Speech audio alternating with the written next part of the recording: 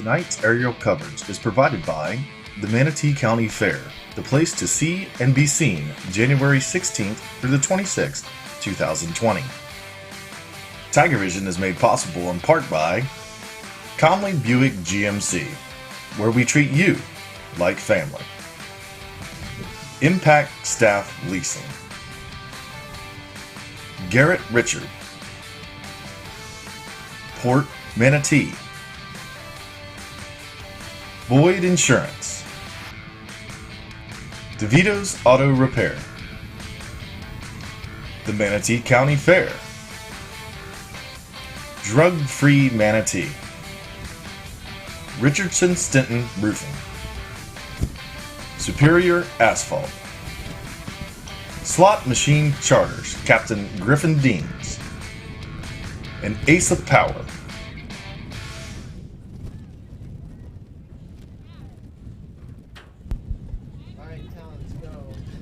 We are live broadcasting from the Sun Coast of Florida on this retro version of TigerVision as presented by Conley Buick GMC. Well, we welcome you to Pirates Cove here on the campus of Port Charlotte High School in Port Charlotte, Florida.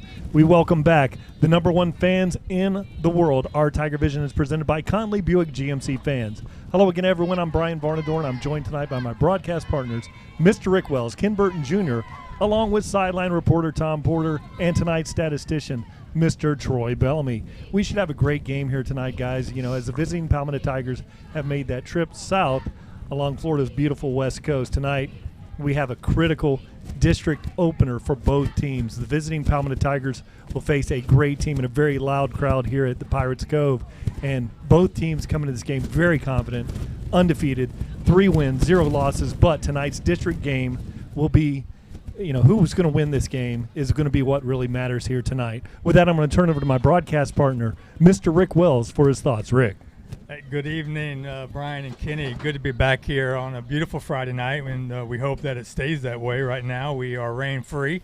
Nice breeze out there. We thought that was going to be the case last week, and we were surprised. So we're hoping that we can get a complete game without any rain. So what I'm looking for tonight, I'm looking for a complete package. The first 2 weeks we saw a very dominant defense. We saw the offense struggle. We saw them having a hard time running the ball, hard time passing the ball.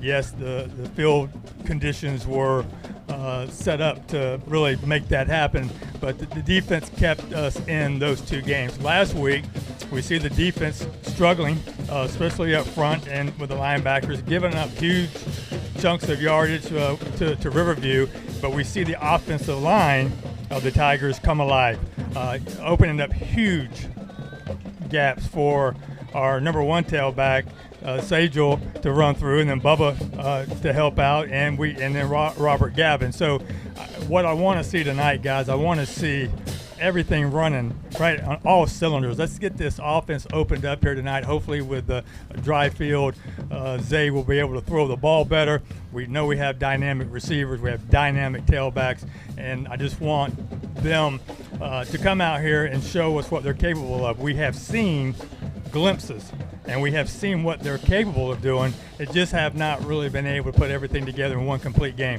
The defense was rode hard this week. Coach Cucci was not impressed at all at the tackling that went on during the Riverview game. He was upset about it. He expressed that during his post-game interview with Tom Porter. So look for them to be a little bit more alert and a little bit more fired up tonight, Kenny.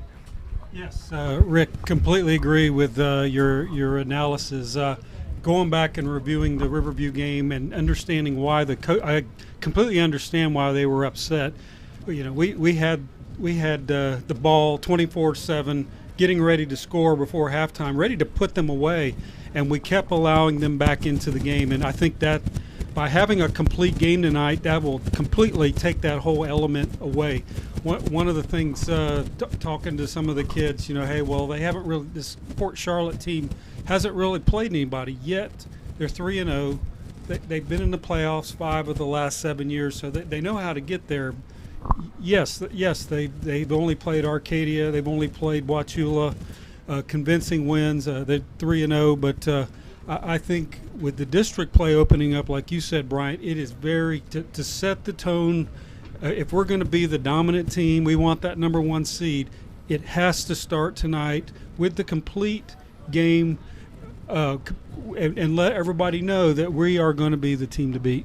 Yeah, when you look tonight, we're going to see that wing T offense, a lot of that, and what you need for that to go. You need a good quarterback, and they have that in number 2. Logan Rogers is going to be out there, and then they have a very dynamic running back in Janarian Washington, and Janarian is a big back, great size, great speed, and then they have a slot back that does a lot of damage there out of the slot back position. What do you need for wing T offense to be effective? You really need to have a quarterback that's kind of a magician back there, with the exchanges. They've checked, they've got that. You need the big back that can go, and you need a slot back, and they have all 3 of those elements. And now we're going to rise and remove our hats for the national anthem.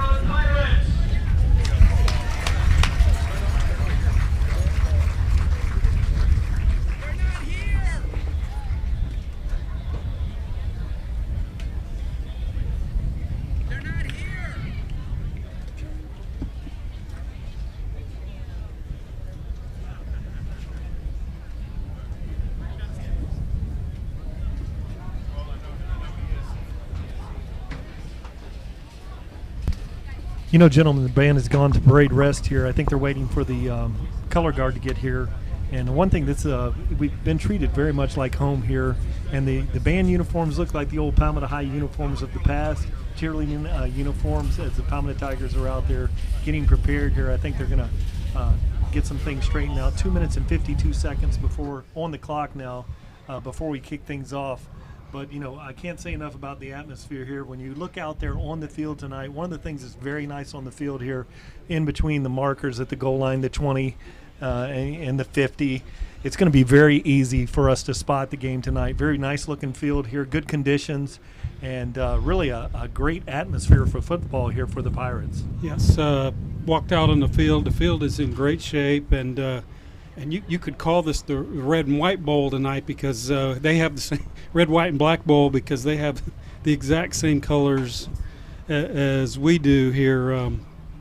Yeah, Kenny, and the kids wanted to kind of switch it up tonight. So instead of their traditional white away uniforms, they wanted to go with the red pants and the white shirt, and it looked pretty sharp. These brand new Nike uniforms that that we switched over to this year. So it'll be easy to spot Palmetto tonight. The Pirates will be in all black, and you know, so even with these bad eyes up here, we should be able to spot the players pretty good. Yeah, pretty nice. It's going to be a little different from the game we had last week. Nice black jerseys out there, white numbers, big numbers. So here's the alma mater.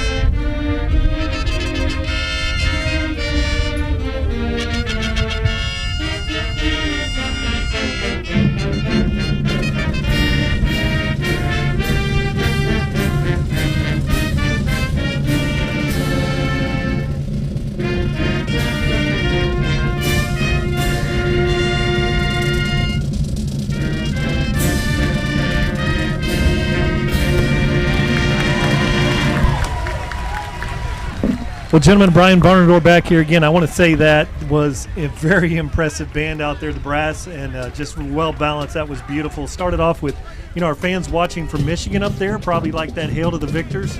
Sounded like the old Michigan fight song before that.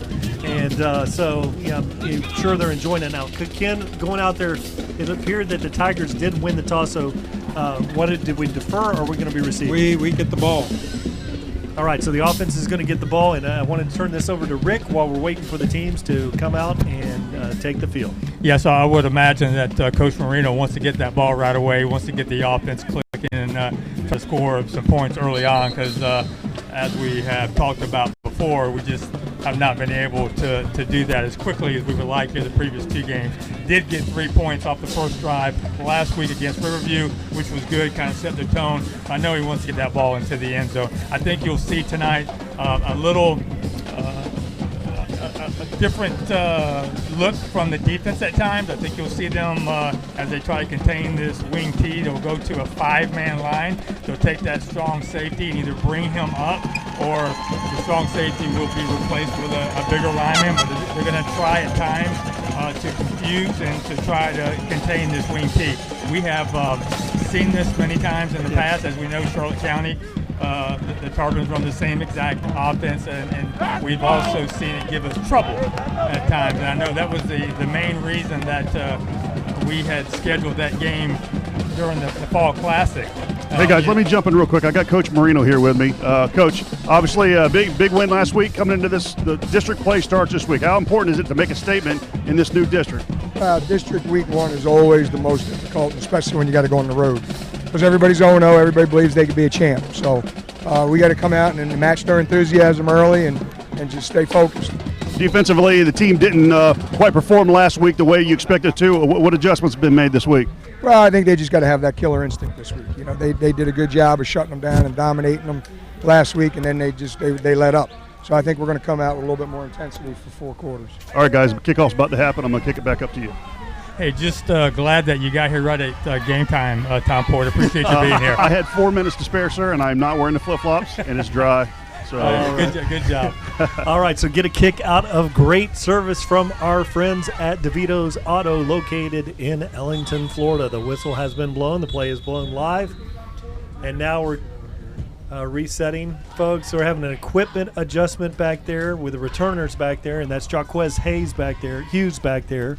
Getting some things adjusting, asking the players to spread out there in the alignment. No, the referee wants the knee pads to cover the knees, and unfortunately, Day could not make that happen in time, so Day Hill has to come off, and we got to replace him with, I think, Curtis Thomas. Okay. So now we've had some equipment adjustments here, and 12 minutes on the clock.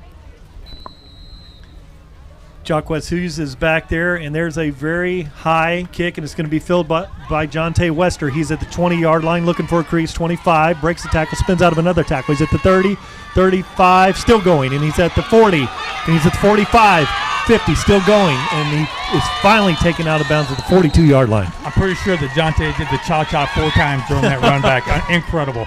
I think, just what the doctor ordered. We got us a short field.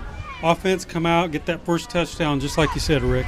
Yeah, one of the developing stories here, I've understand that this team has been going for 2-point conversions because they didn't have a kicker. They brought up a soccer player that's kicking the ball off tonight, and they say he's a real talent, and that's going to be number 70, who's Trevin Howard, and I'll talk a little bit about that later. But the Palmetto Tigers are coming out with 2 receivers out here to the left, and that's going to be Curtis Thomas out here wide with LaJonte Wester. Xavier Williams awaits the snap, fakes it, gives a jet sweep over there to LaJonte, and he goes for a 5-yard gain on the play, so good running there by the Tigers. Yeah, so hopefully tonight, because right now, anyway, we have really good field conditions, that speed that we're so used to seeing can just take over this game, Kenny. And now 11:25 on the clock here. Xavier Williams waits the snap, looks, he throws it out there, and he's got a wide open receiver. He's turned it up there. That's Butler, and he makes a big cut, and he cuts again. It's at the first down. Yeah, that's a face mask, right? We all saw that, and so did the ref. So that's Bubba out there doing what Bubba does best. Yeah, there were 3 guys that had him, and then he just did a quick move, and then they had to grasp at something, so they grabbed that face mask. Yes.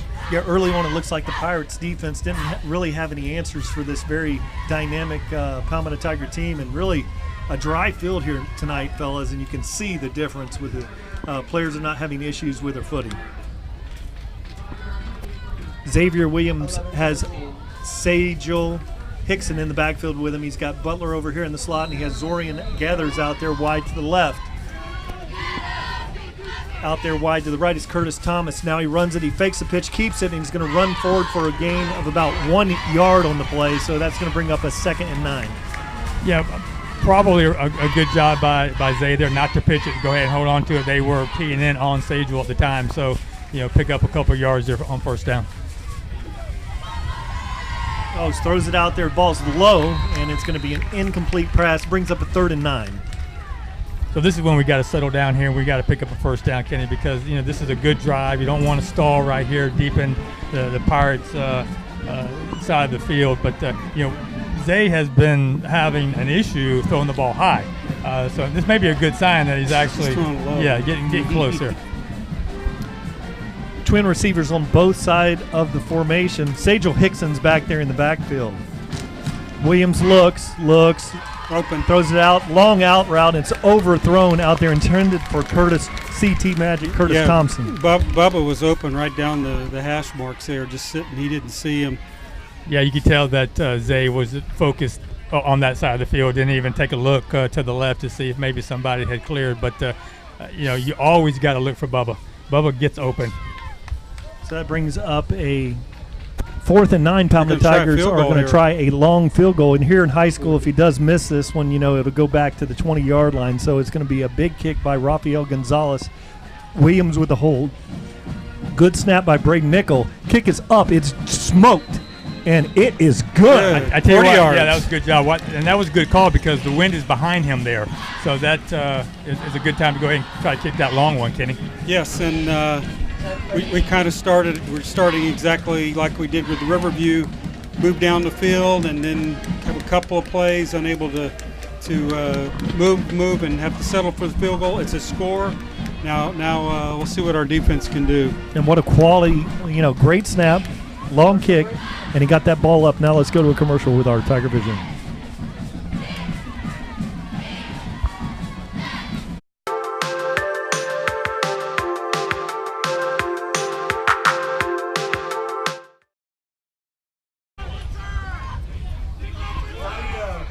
So we got that from ASA Power Electricians there in Palmetto. Great group there, and now they're running on some players late here. And Gonzalez waits to kick this one off. And we really, with the last kick that we saw, probably going to put this one into the end zone. 10:39 on the clock. Get a kick out of good service with our friends at DeVito's Auto in Ellington. Now this is a high kick. It's going to be short. It's going to be fielded at the 5-yard line. Turns it up, looking for a crease. And there he's got a little bit, but a great play there by Wester coming in there, and that's Jalen Wester. Yeah, great coverage on special team. You want to keep them inside the 30, so they made it to the 25. Yeah, Brian, I really thought he would just crank that thing in the end zone. Just must have missed it a little bit. So let's see what our defense can do. Yeah, How you doing? This is time for the defense to become dominant and really force themselves here and just get things rolling here and pick up some of that tackling issues that they had last week. Just get that out of their mind. Logan Rogers awaits the snap. He's got a single back. He runs the option to the left. Kind of a surprising formation coming out of there. Goes for about a 3-yard gain. Kind of fooled the Tigers. Didn't come out with that traditional wing T there. Yeah, they're going to when you attack this wing T, you've got to play assignment football and stay in your gap and be disciplined here. And so far, so good. Short gain. Now coming out with a single wing left look, and that's going to be Logan Rogers awaits this one. They move some things around there. In motion is Bo Guy, and there's motion along the line of scrimmage. That's going to back up them 5 yards. Yeah, and that's going to be the key tonight for this Tiger defense. It's really that front, right? The defensive line, just push off. Just get those gaps closed up and make the tackles. Something that was uncharacteristic of them last week for whatever reason. Maybe the jerseys were wet. I don't know. They were sliding off of those Riverview running backs like they had butter on them. So illegal shift, I believe. Yeah, on, illegal shift on the offense. So that's going to bring up a 2nd and 11.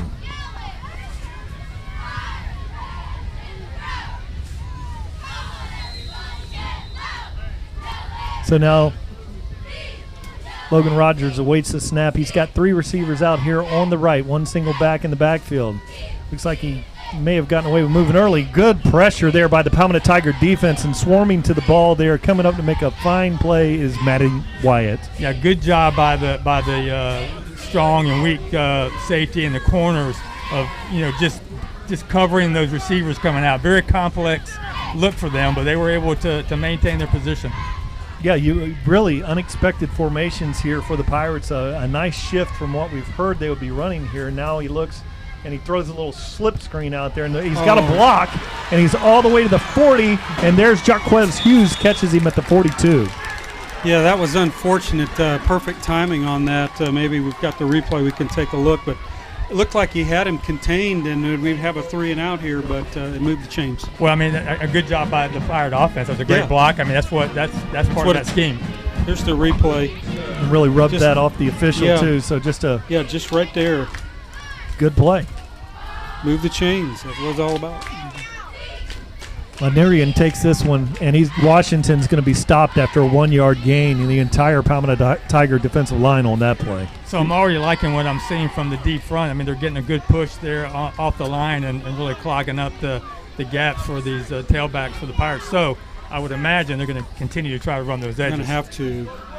Janarian Washington on the carry. He's a good one back there. Now they've got 2 backs in the backfield, 2 receivers out there to the left, 1 single out here wide right.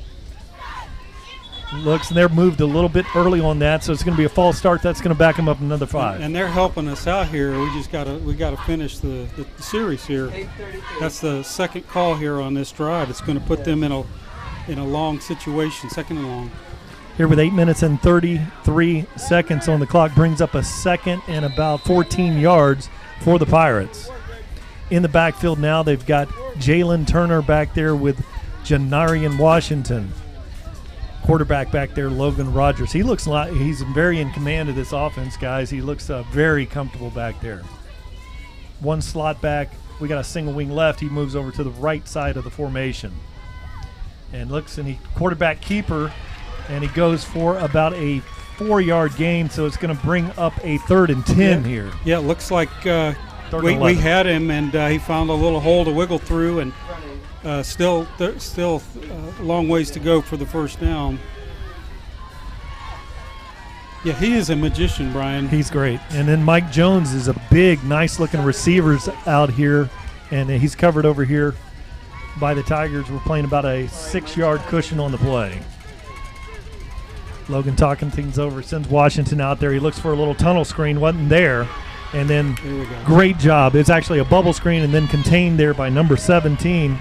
And that's big old number Quentin Rue, 6'1", 225-pounder. Looks like they're going to stay out there. Yeah, they're going for it. Going for it on this side of the field, probably trying to draw the Tigers off sides. Oh, well, maybe they jumped. Let's see. Let's hope. What else are they going to do? So they did get the Tigers jumping off sides. It's not going to be enough, but it's a lot more makeable now. About 2 or 3, Brian? Yeah, it's about, I'd call it about a long 2 yards, just shy of 3. This time, Palmetto Tigers stayed disciplined, and there's a flag, and that was another 16 seconds still left on the clock, and we got a false start this time, so backs them up 5, so we're right back to where we started with 7 minutes and 3 on the clock. So that's their 3rd miscue on this series. Yeah, but I didn't see that one, so no, I didn't. It must have been a small little twitch there. I didn't pick anything up. Yeah, I think the referee, they called the old head bob on that one on the center. On the center, but a lot of times they're try to get away with that. They let that one go a lot of times. We've seen in high school football. Still, there's nobody covering the slot receiver here. Number 11, Dylan Lockhart is out here. Yes. High snap. He looks, and it's a quick kick, and he kicks it, and it's going to be Jaquez Hughes waiting back there. And it's going to go out at the 22-yard line. It's going to be down there. So Palmetto Tigers have this one 6 minutes and 40 on the clock. They're going to start on 22. So great series there by the defense. Let them stay with it a little bit. Overall, a great start. We get the ball back. Let's see what our offense can do, Rick. Yeah, I mean the key right there is that you have to maintain your gap. You got to take care of your responsibility and let the player next to you do the same thing and not get caught out of position. That's where the wing tee really messes you up, and that's how you get those big chunks of yardage on you. But they did a good job there, just being very poised and just taking care of their own responsibility. Really, and a few different looks than expected there, and I think maybe that was the reason for some of the false starts. Are doing something a little bit different than normal. There's Jonte Wester, and he's got the edge and the first down, and he's going to be out of bounds at the 39-yard line. That's the second time we've seen them do that jet sweep to him to the far side with great success. Now, with the success of the jet sweep, one thing that you can expect there to see jet sweep action and then get the Mike linebacker pulled out of there and look for some success from Sajel Hickson running to the middle of the field. This is Sajel Hickson runs, and it's really spins off a tackle, but he's only goes for about half a yard on the play, so it's going to be a 2nd and 10. And you brought up a key point. If we're going to attack this offense, we have to go north and south on them. Sagel's got to have a good night, and the line has got to open holes for him. Yeah, good play there by the nose tackle there, which was Elias Isaac, number 54, with a fine-looking play there. 2 receivers on each side of the formation. Xavier Williams looks, he runs the option out here, gets a nice block, and that's going to be Sajel Hickson, but that's going to be called a hold. Yeah, on Bubba. Yeah, and so Sajel was right about a half yard short of the first down marker, but that one's coming back. Let's see if we can pick it up on the replay. So as they sort this one out, 5 minutes and 52 seconds on the clock here. Tigers are going to back up and replay this one.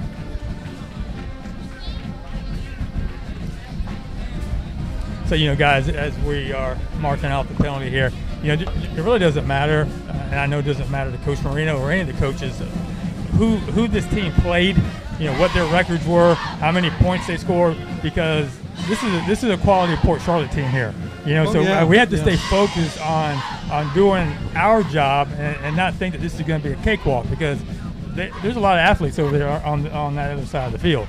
And yes, yeah, they have a very tradition-rich program here. The coach has won over 70% of his games in the last 6 years. He's been consistent, and they have been in the playoffs 5 times. So it's going to be a spot foul that was down about a yard short, so it should bring up a 2nd and 19 here. Let's see what they sorted out. So it's going to, on the clock here, it says 2nd down and 21 yards to go for the Tigers. And interesting to see if this is going to be a middle screen type action here. All the receivers are bunched up. Xavier throws the option out there, and there's Gavin out there trying to get the corner. Oh, big stiff arm. Going still, first down. Robert Gavin, we've talked about him before. We didn't have him last year. He didn't play much. He was playing JV. He would come up, but he is a runner, and he's just another weapon that we have. And a jackhammer of a stiff arm on that play. If you caught that on the replay, 5 minutes and 44 seconds. Palmetto Tigers with a big pickup on a 2nd and extremely long here. Now 1st and 10 for the Tigers, and the ball will be spotted at the 48-yard line. And watching Xavier, one thing we were talking about at the coaches show was the fact that the boy can run, and he really showed that last week. But nice run there by the running back to move the chains on 2nd and long. Yeah, and the benefit of having Xavier Williams go for 107 yards rushing, he was only 2nd to Sajel Hickson. Sajel Hickson, our great back, had 108 in the game. So with Zay Will going for 107 in the game, they have to respect that. And what you saw on that play, you saw great blocking out there by Jonte Wester, superior blocking, and then just a great run by Gavin. Yeah, and when you have your quarterback running for 100 yards, that's just a defensive coordinator's nightmare to prepare for. So with 5 minutes and 44 seconds on the clock, Palmetto Tigers driving here. Ball's at the 48. He rolls it back there, and Xavier Williams takes it, and he's going to be stopped for a 2-yard loss on the play on a rushing play. Really, that one was just rolled back there. Yeah, there's really not anything you can do on that. You're lucky to get it back to the line of scrimmage. I saw that, Tom. No. Oh, nice throw out here, but it's low. good pace on the ball out there intended for Jonte Wester. But again, Xavier just missing some passes early here in the first quarter. And it is extremely windy out there. I don't know if that has any effect on these throws, but the wind is definitely going to be a factor, I would imagine, especially for the kickers as we're kicking into it. So it was strong out there when we were on the field, Kenny. Yes, and it's apparent that LaJonte was part of the game plan here, both running and receiving, because they have dialed him up several times tonight so far. So really the exchange problem on the snap there puts us in a 3rd and 12 here for the Tigers. Now we have Curtis Thomas out here wide with LaJonte Wester. Really only one single safety back there. And they run the option, and he pulls off of it, and Sagel goes high, and they're going to call the hurdling on that one. Let's see what the call is. So spotted right there. In high school, I believe that's one of those old rules where you're not allowed to hurdle a defender. We'll see what the call is. And the head referee even got a hold of Sagel and says you can't do that. Yeah. Let's watch it again. So we're watching that. Simple pitch. He's got to jump a little higher too, but he had very good form. It's like he's run some hurdles. Yeah, before. He does. And I mean, we know how athletic he is, but that's dangerous, especially when you've got 3 defenders waiting for you to come down. I appreciate the effort there. Yeah, Raphael, he awesome. really didn't have a chance and pull off the block there because didn't want to get a block in the back, so he had no blocking out in front of him. 5:03 on the clock as Rafael Gonzalez goes back to receive this one. Good snap, and he gets it off, and that one's just an excellent snap. Braden Nickel down there in coverage, and that's going to be recovered. And down there by Wells is down there along with Wester, and so they're going to spot this one and get it started right at the 25-yard line. 4:50 on the clock. Great effort by the Pirate defense there, holding our offense and forcing them to punt. They're trying to make it a ball game here. Really, both offenses shooting themselves in the foot. The Pirates came out and they had some false starts. The Tigers are rolling the ball back to the center and having some missing some easy pass completions with 4:50. They were going to now take the big back out there. Washington goes out there. They look for the bubble screen early on. He's being chased, throws the ball down the field in great position and intercepted by Jacquez Hughes. Yes, wow, he did. What an interception. Wow. Check it out. He got it.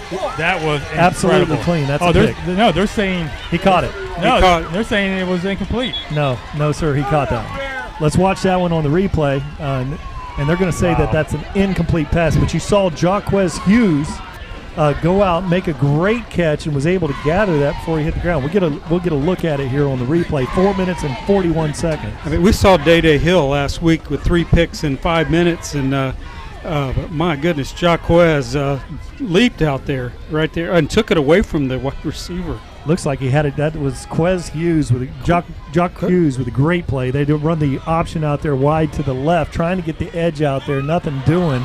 And he's tackled, big hit over there, no gain on the play. Took out the chain crew. Yeah, the guy holding the marker over there. I think they bent the marker and everything. That was a heck of a hit. I hope they didn't get old Tom Porter over there. Tom, what'd you see? I was being so agile when the guy came flying at me. I had to help this older fella out because, I was already gone. Good thing you had the flip-flops on. That looked like an interception.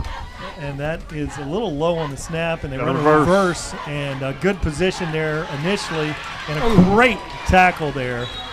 That was Jacquez Hughes coming up again. I mean, he laid into him from the side. Well, goodness. and what happened there was Davion Cummings got caught up on that block, couldn't get off the block, and just left that edge wide open. So that's something they preach about all the time. You got to get off that block. And it touchdown saving too. Les Hewitt is playing about 10 yards off on the cushion here. And Logan Rogers waits. He's looking, and he's down right there. Matthew Wyatt is going to get credit for the tackle for loss and the sack on the play. Looked like he just tripped over the hash mark there or something. He's lost his footing. It's a dry field tonight. Those things happen. Pretty good pressure there by the Palmetto Tigers. Now out wide, DN Kevion Williams is out there along with Dozier's in the middle of the line. And Ormsby's in the middle of the line. Really look for a good defensive rush on this play. And the ball's snapped low. Now he throws it out there, and Les Hewitt's in coverage. He's got the first down there. So that'll be another Pirate first down. And really good play there by number 14, which is Mike Jones out there. Yeah, it looks like he just settled in there between our guys, and the quarterback was able to lay it in there right between the three defenders and enough to get the first down. We're going to get 12 man on the field. They don't get off that. You better hurry. So Ellison Bradley was hustling over there. They threw the There's flag. a flag. But they didn't snap the ball yet. Well, so we got a timeout. Yeah, because they saw it coming. Timeout for the Tigers. That's the first timeout, so they have two left. So really a nice-looking drive here for Port Charlotte Pirates. You know, looking over the field there, this Mike Jones, number 14, is a very nice-looking receiver. And Logan Rogers, you know, you have to be impressed so far, gentlemen, with the quarterback play. I think it's obvious that this offense can play ball. I mean, they are very well coached. They're disciplined. Some complicated plays going here.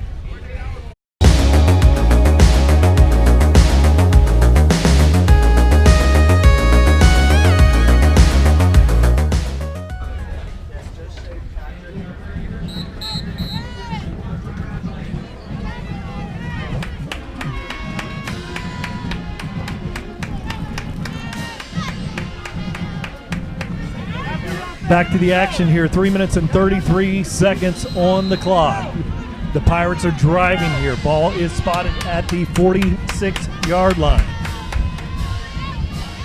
Two receivers out here to the right side of the formation. Low snap, and it's there on the ground. Palmetto Tigers hustling, but it looks like it was recovered there by the Pirates, but really a tough break.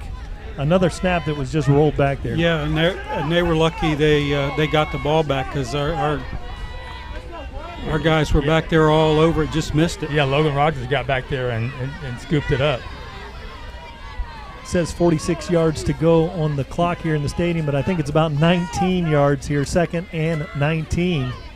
And this time they fake it and they run the option out there. Good position out there. Great tackle there. Coming up, Matty Wyatt from his Mike linebacker making the tackle on the sideline. Yeah, and good job by Ellison Bradley to push that back in, yes, so Matty can make a tackle off of it.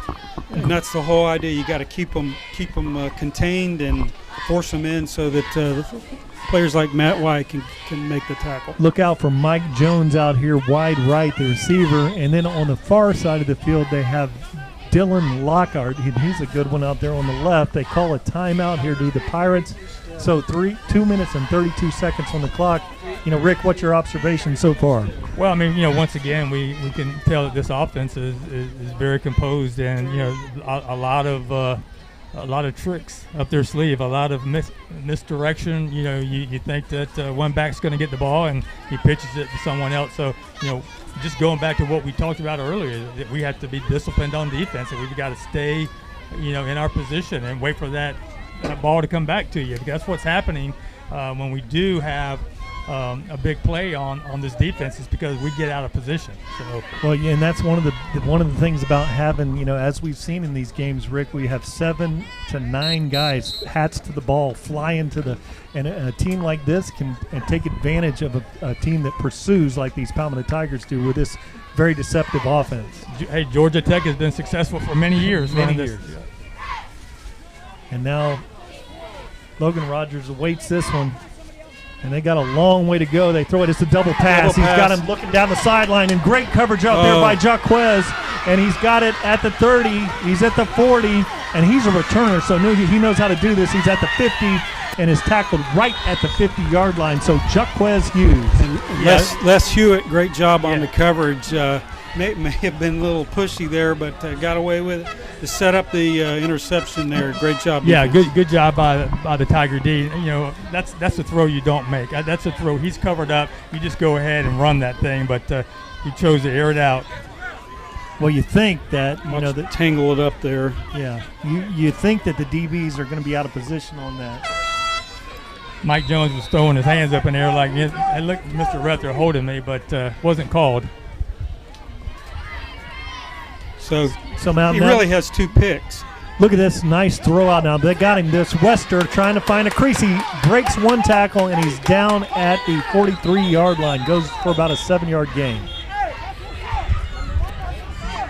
Yeah, so good job there by Zay. That was a great throw, and I tell you what, that ball just seems to be floating out of his fingertips. Really a long throw there now. There's Sajel Hickson with a carry, spins off a tackle, first down. Great block out there by number 52, and that is going to be Kaiwan Smith, 6'3", 275-pound sophomore with a key block. Snap it.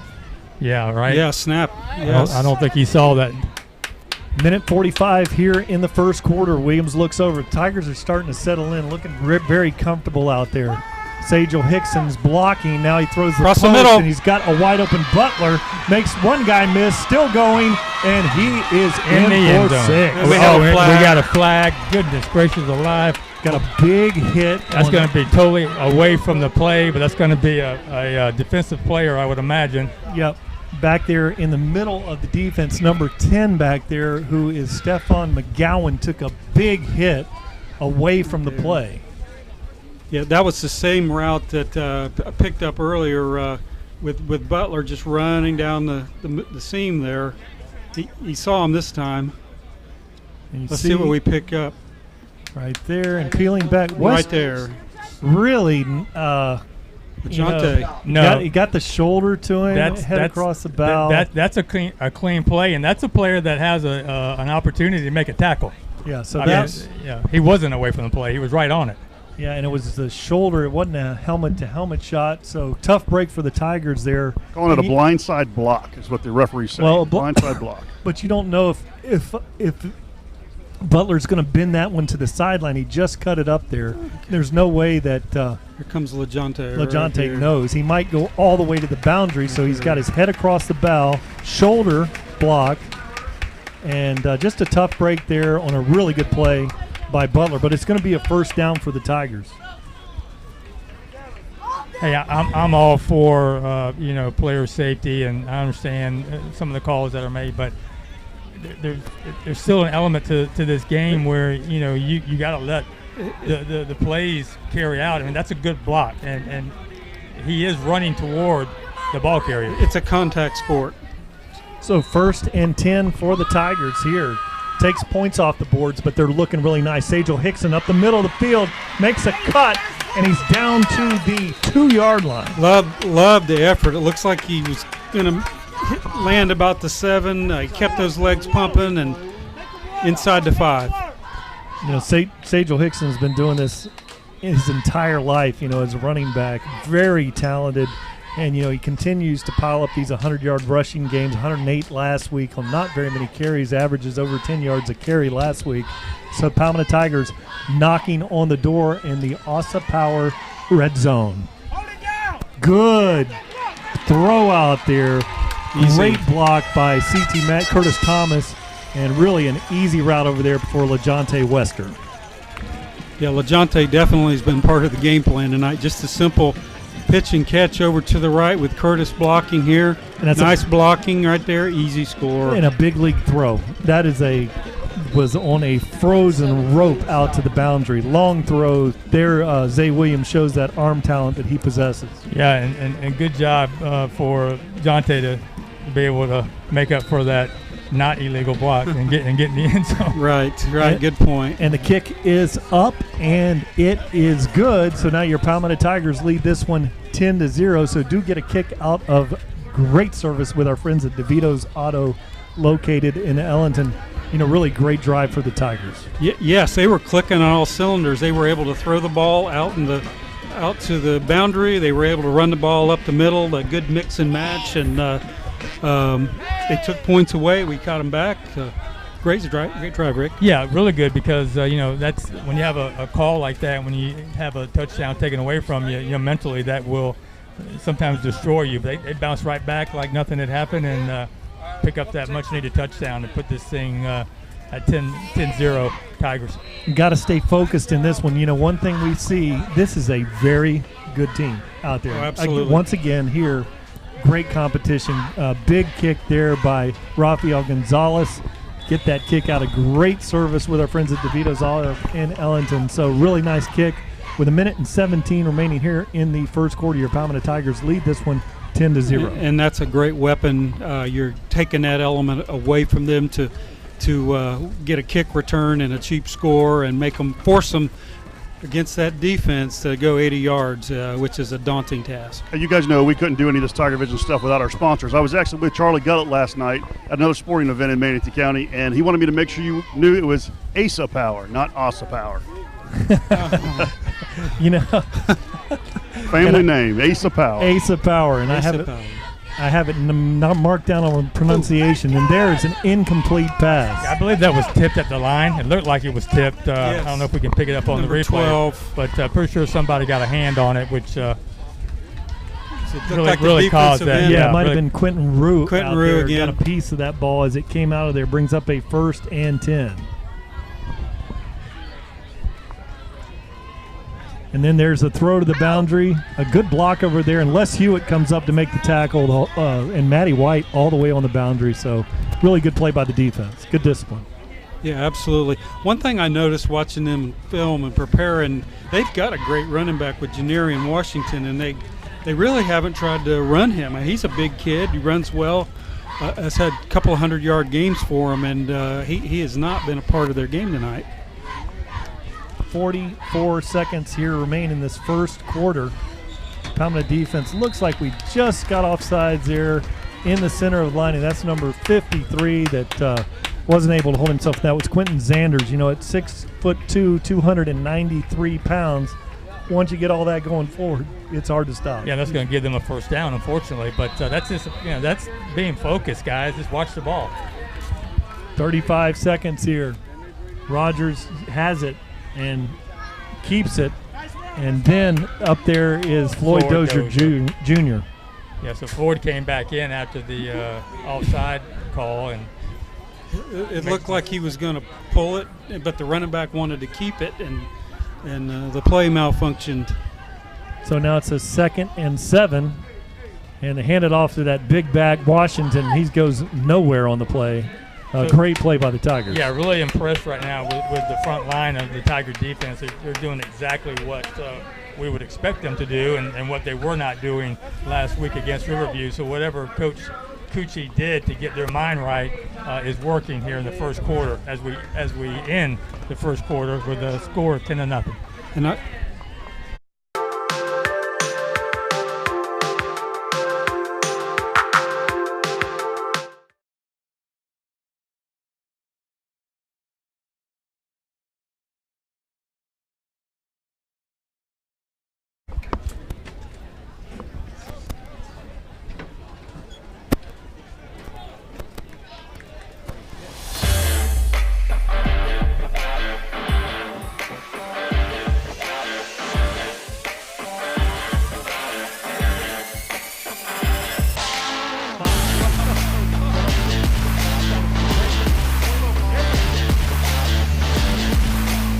Hey guys, Chris Conley here from Conley Buick GMC.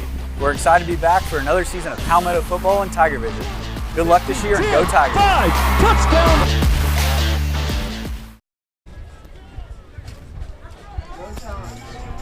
All right, with 12 minutes on the clock here, opening up the second quarter, it's a big 3rd down and 5 for the Pirates. One single receiver out here, Mike Jones wide.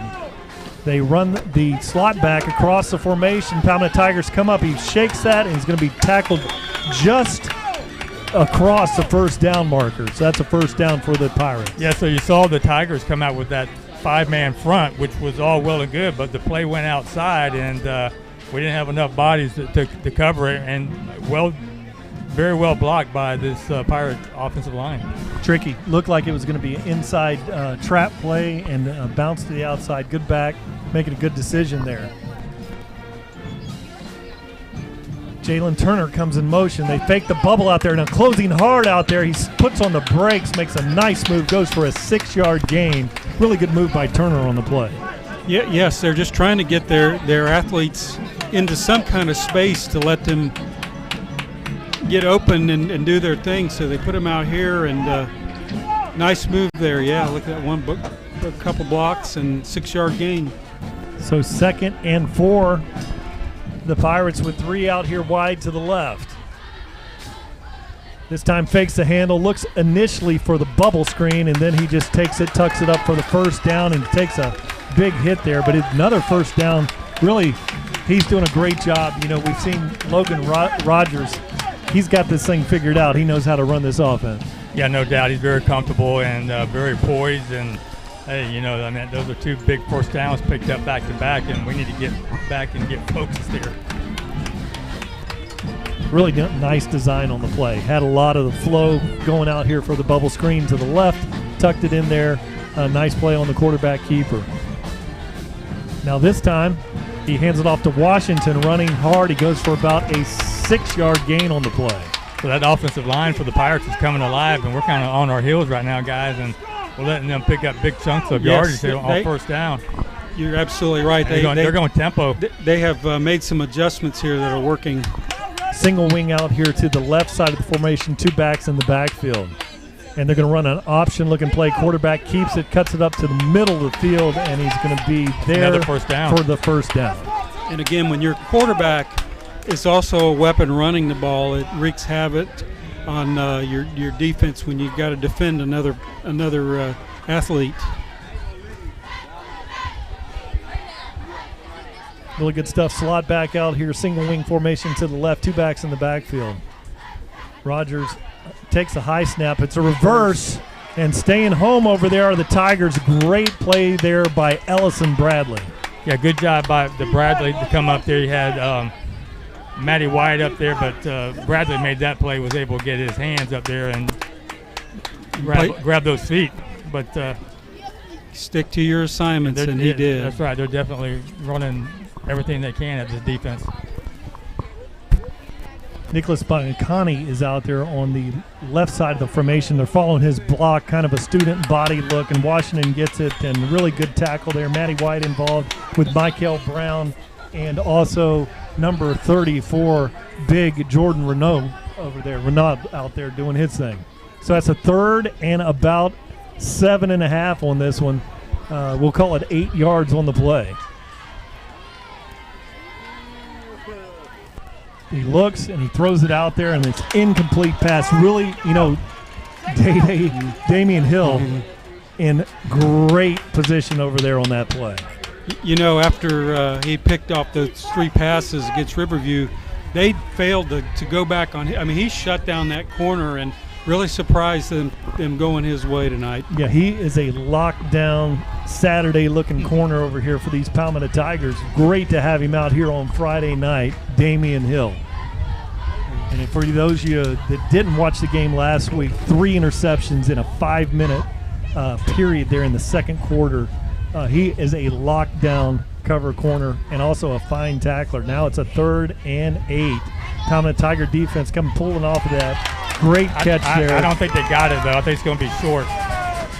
It's going to be just short of that first maybe down. A yard. So with 8:55 on the clock here, that brings up Palmetto Tigers, you know, turnover on downs. Wow, that was close. And there you see that yellow line technology there from Impact Staff Leasing, our friends there. We're flying that. And if you are out there watching the broadcast, it's the first time that you'll see this in the world on an internet broadcast. So thank you for our great friends at Impact Staff Leasing for helping us sponsor that great look. That's pretty cool, guys. Xavier keeps this one, takes a big hit, no gain on the play, loses about a yard.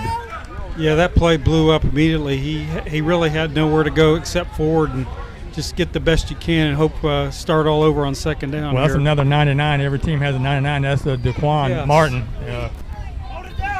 2 receivers on both sides of the formation. Fakes it. It's a nice route there. It's Butler gets it first down. What you saw there was just a beautiful look, like they were setting up a bubble screen over there wide. Run the slant, the skinny in there behind it with Butler.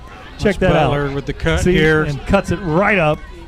That is the 3rd time he's been open tonight. And he's just good. Sajal Hickson now bounces out, spins, and goes for a gain of about 5 on the play. And back to the Dravian Butler, Bubba Butler. He just nasty, with the cuts that he makes out there. Yeah, and that's something we haven't been able to show because of the wet field conditions of the first 2 games. We've missed that slant. And so now second and very manageable 4. Xavier looks, and he just throw this one down the sideline. Got a wide open receiver out there, makes a catch. Still going. We got a flag. Probably going to be a lineman downfield. I would imagine that would so be. Because we've got, I think the entire line was downfield actually. So what you got is an eligible receiver downfield on the play. One thing about Xavier Williams, and I was blocking a little bit as a kid, that'd be very hard for me to hang on to that with a guy running around the backfield. But that's what happened to the Tigers on that play. Big reception out there. Was that Curtis Thomas over there? Curtis Thomas. Let's watch the line here. Yeah, see there, that line of scrimmage. Yeah, they're down there, and that's one of the things that you'll see when you're running an RP. One of the casualties of running a run-pass option offense, because you're blocking downfield on a bubble or a tunnel screen, you release a little earlier, and that got caught. Got caught. Good call by the officiating crew. 2nd and 9 here. Xavier Williams back there with Sajal Hickson in the backfield. Palmetto in a big formation. Look at Jonte Wester. Cuts it up. He's at the 50. He's at the 40. And he's at the 30. And tackled there at the 29-yard line. Looked like right at the 30. He was trying to maneuver Bubba to help with the blocks and pushing him in the back along the way, and he went down with him out of bounds. And Bubba Butler did a good job of not throwing there and getting a illegal block or down the field. Check this out. Yeah, let's see him pushing him there. Good block. Yeah, good block. And then, a stiff arm.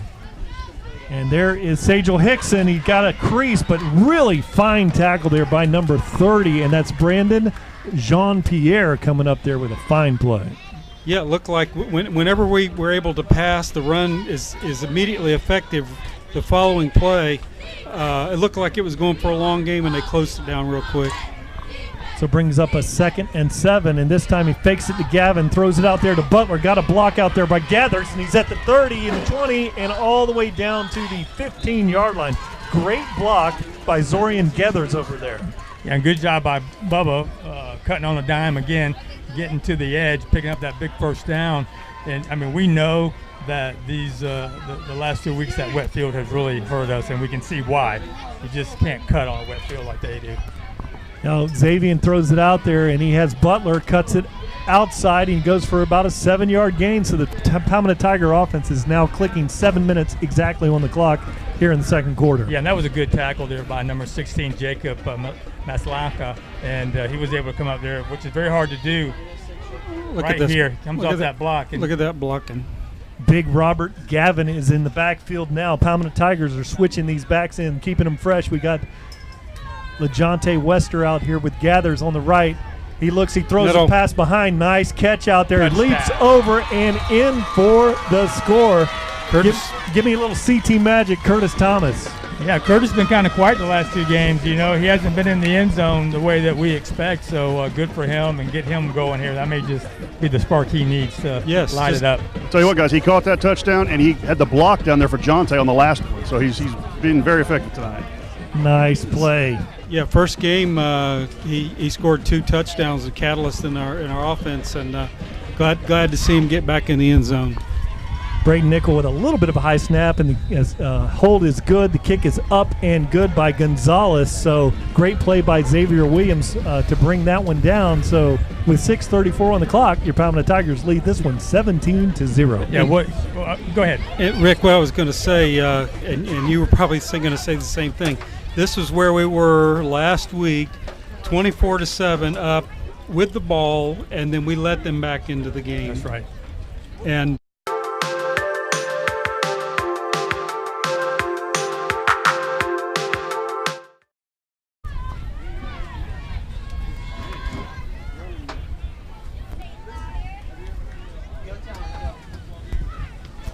pick it up, Rick. I was going to say that this is exactly what this offense needed to do, and those last 2 long drives gives that defense time to rest after trying to keep this very explosive Pirate offense contained, buddy. So at least they get to sit over there and take a breather. And that's a great point, Rick.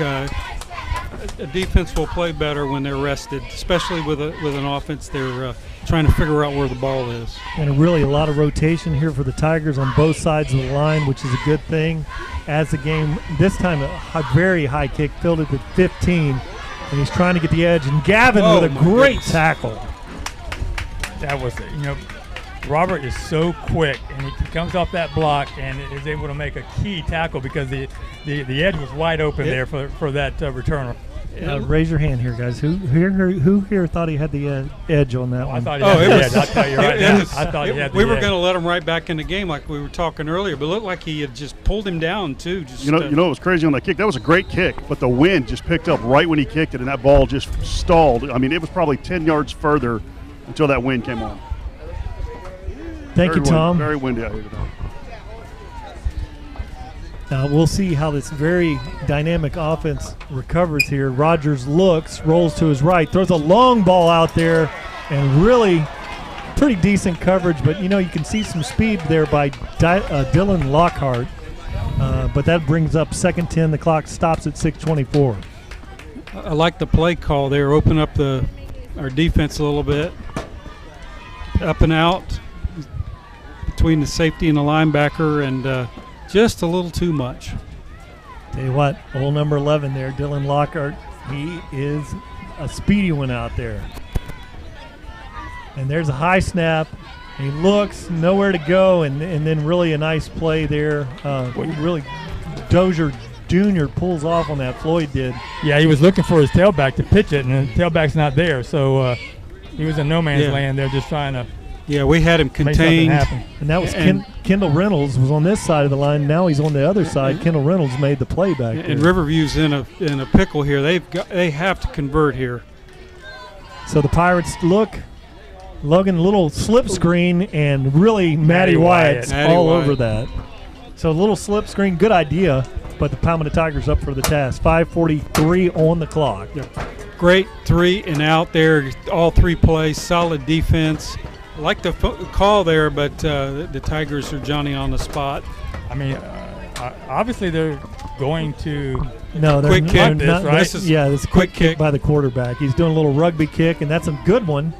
And it actually went out of bounds right at the 50-yard line. So one thing you'll see there is when you see Logan Rogers back there, the quarterback, looks like, and I understand that he can roll either way. So we're going to go to the water break, and I'm thinking of our friends at Richardson Stinton Roofing during the water break here, guys. 5:22 on the clock.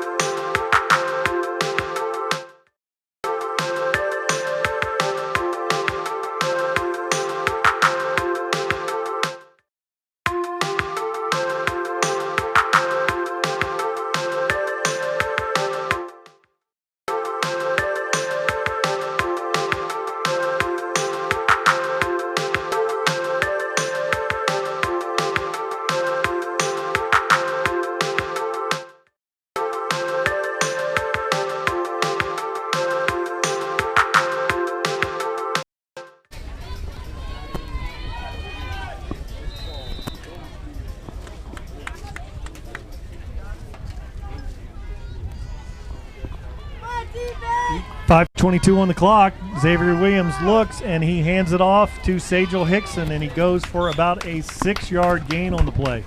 Some of those sponsors that we saw there, we saw Asa Power, and one of the fun ones here on the Sun Coast was Griffin Dean and Slot Machine Charters. If you want to catch some fish in the slot here on the Sun Coast of Florida, you got to call Griffin at Slot Machine Charters. Now it's Sajel Hickson, takes a big hit, spins off of it, and he's going to be tackled for a loss of about 3 on the play. What's the center? Yeah, so I think Sajel got hurt on that play. Robert Gavin is in to replace him as he tries to shake it off. Looks like he may have hurt his ankle. 4:50. Palmetto Tigers trying to add to this lead 17-0 with 4:50 on the clock. Sajel Hickson checks out of the game and is replaced by the big back Robert Gavin here. Kurt Thomas over here on the right sideline along with Wester and Butler. Now Gavin lines up as a slot back, and this one is faked, and they got us on a illegal shift, and he throws the long ball down there to Curtis Thomas, and he makes a great attempt, but that one's coming back. Now with an illegal shift like that, generally they would blow that one Stop dead. the ball. Yeah, it's a dead ball. Just back them up. So we'll go to a 3rd and 10. So 4:28 on the clock.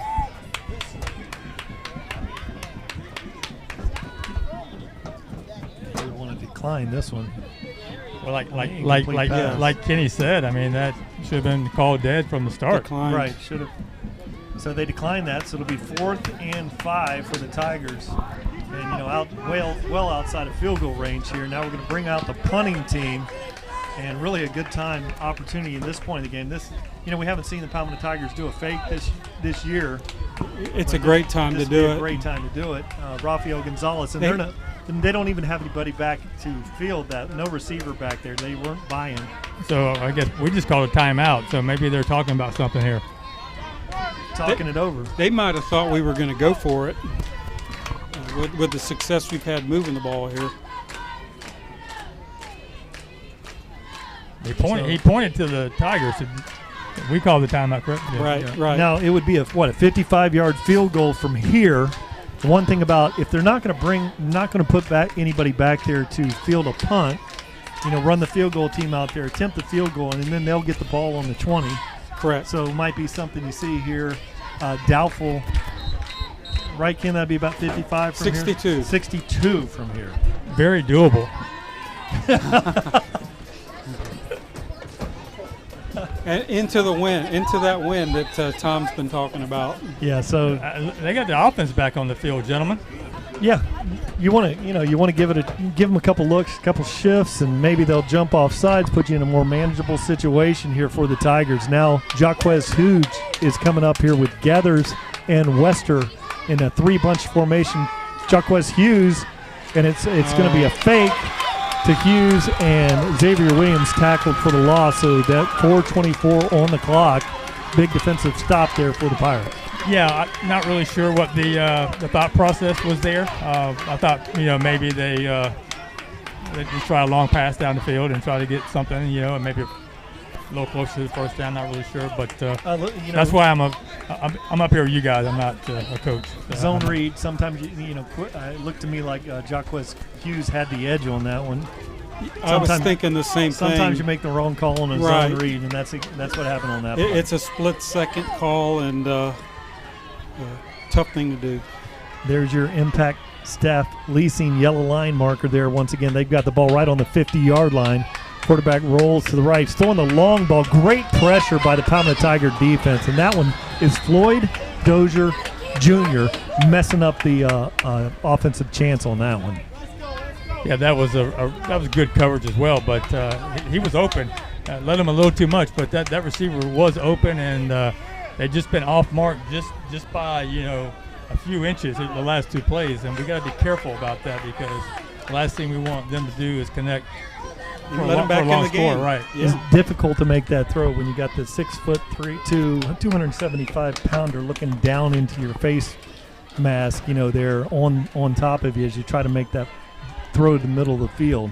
But he hung in there. He's tough. This Logan Rogers, he hung in there, made the throw. This time he keeps it, and he throws the pitch late, and it's gathered by Washington. Big hit by number 31 on the play, and that's going to be Gabe Avendano making a nice play. Yeah, that was a broken play. He says, the pitch was late. He said, I got it, you take it, and Washington made the best of it. Janiron is a good-looking back there, made a great play on that ball, and 3:47 on the clock. Now he throws the little bubble screen out there. It's incomplete. Tried to set up his receiver, Bo Guy, out there. Just couldn't hook up on that one, so it brings up another 4th and 5 here for the Pirates. Great call. He just led his receiver a little bit, throwing it out there just a little bit too much. I tell you, I would punt the ball on this one because with You have the wind, yes, That's and you can 3 minutes and 43 seconds, right? We're not looking at, yeah. Stay home, Tigers. That's key right here, Brian. Just stay home.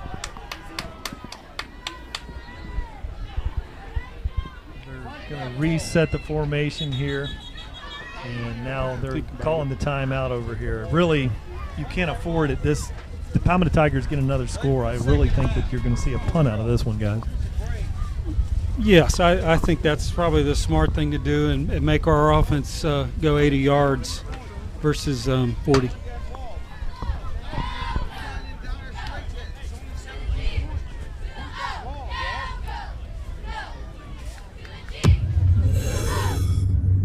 Every day, 192 people in the U.S. die from drug overdose, but they don't have to. In Florida, if you're trying to save the life of another person, you're protected from prosecution by the Good Samaritan Act.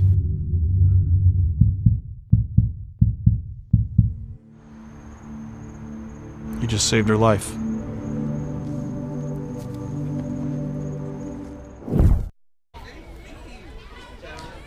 Really, coming out, football's really important. We just looked at our last sponsor, Drug-Free Manatee. There's some really more important things in life than football, but we'll kick it back down here. Great ad there by our friends at Drug-Free Manatee. Now quarterback Logan Rogers waits this one. He's got 3 receivers out here.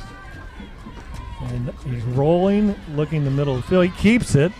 He's got a long way to go and running hard. Looks to me like he's short. The ref is marking it short. It's going to be fourth. It's going to be turned over on downs here. So with 3:36 left here at halftime, they're going to have the ball again offensively, and another just great opportunity here to put some more points on the board before we go into halftime. But I'm not really sure their the thought process here.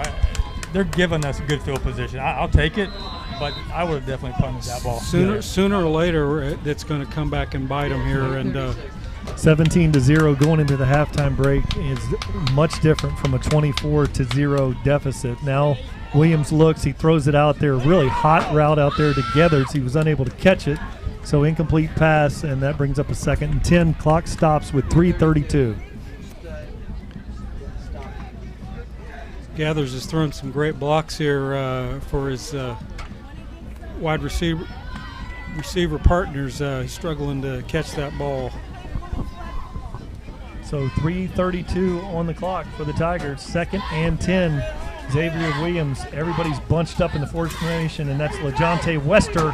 Watch out. He's got a block. He cuts it up. First down and goes to the 42-yard line. Yeah, he is something. That's just being able to watch these kids on these dry fields, man. When you have those 2 back-to-back rainy nights, it really limits what we can do offensively. 3-man front, good spot for Sajal Hickson here. He fakes that and he rolls, throws it in the middle of the field, and that's going to be CT Magic out there. Puts a couple moves on first down, Curtis Thomas. Yeah, that's big because those are 2 first downs back-to-back. Stops the clock. Got 3:12. Got plenty of time to get into the end zone. I think we have at least 1 timeout left if needed.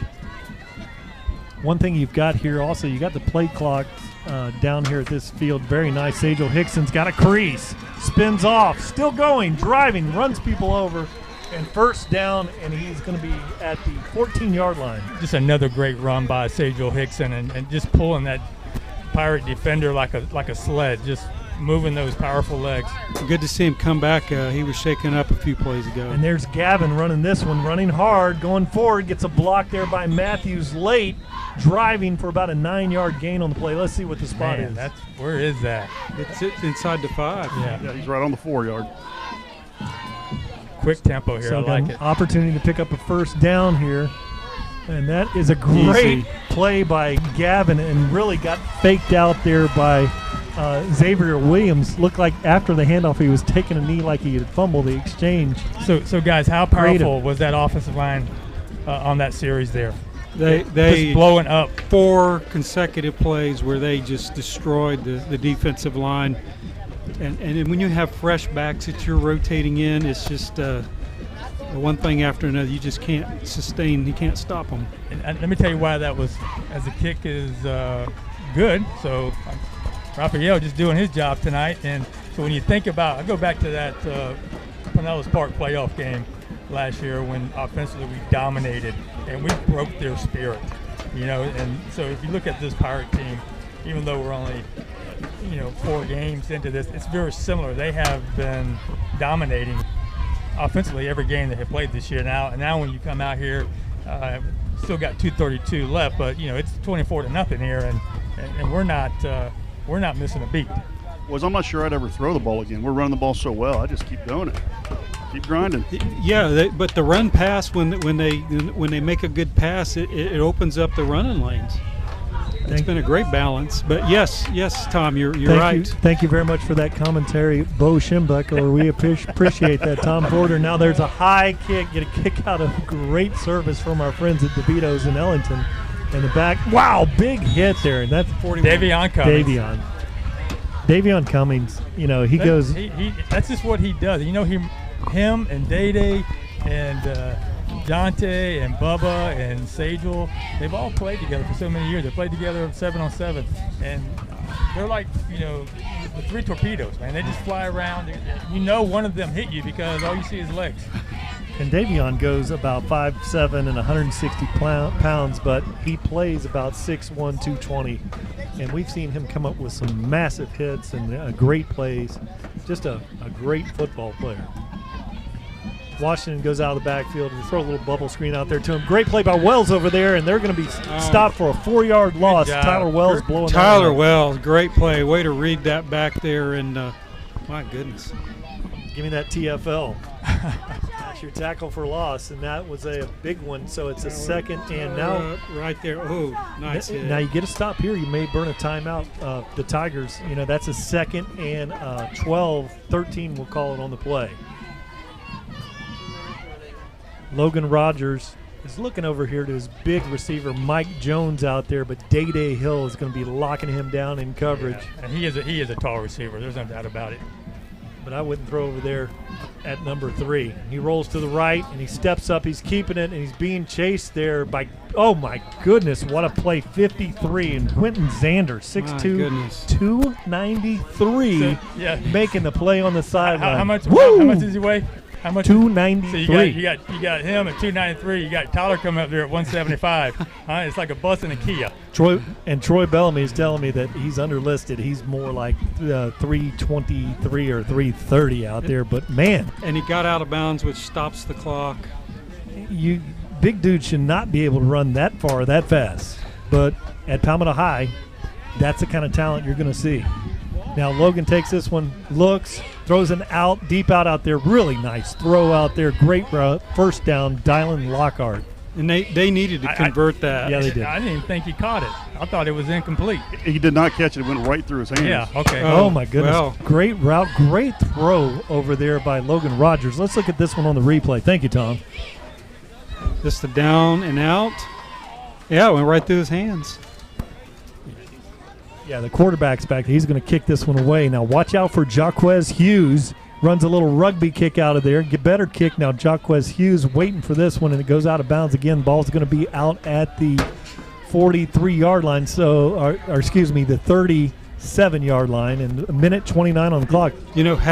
Hats off to the defense and their game plan. They have made Port Charlotte one-dimensional. All this magical stuff they do with the wing tee. They're making them have to throw because they're behind. And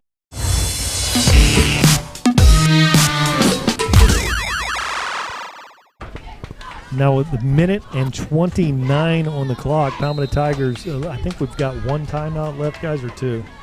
We have one timeout, I believe, guys. But we scored in under a minute last time. Yes, and it's you're throwing passes here. You're in good field position. Plenty of time on the clock. You get another one on the board. Palmetto Tigers lead this one 24-0. Minute 29 on the clock. Xavier Williams looks, and he steps up, and he's got a crease, and he's going to go for a gain of about 4 on the play. Good play that time by Jean-Pierre. Brandon Jean-Pierre made a nice tackle on the play, but not after a nice gain there by Williams. A minute and 11 on the clock. Clock winding, minute and 7. Williams looks. Combination route. There's LaJonte Wester, and he's at the 40, and he runs over player and gets out of bounds there at the 37. 6-yard line. So they practice this every day. This 2-minute offense, Zay will call everything from the shotgun. But that was a perfect play right there by and a big league throw. That's a big throw there by Xavier Williams. Now he looks, and he's got it again, and Getherts goes up there. What a nice looking receiver catch. out Way there. to go up and First get the ball. down stops the clock. Yeah, Zorian did a good job on that. He used that big, tall frame of his, goes up, secures the catch, gets out of bounds. Just another weapon. Hey, just running this thing to perfection right now, guys. He's nice. He's a junior, 6'3", 165. Used all of that 6'3" frame.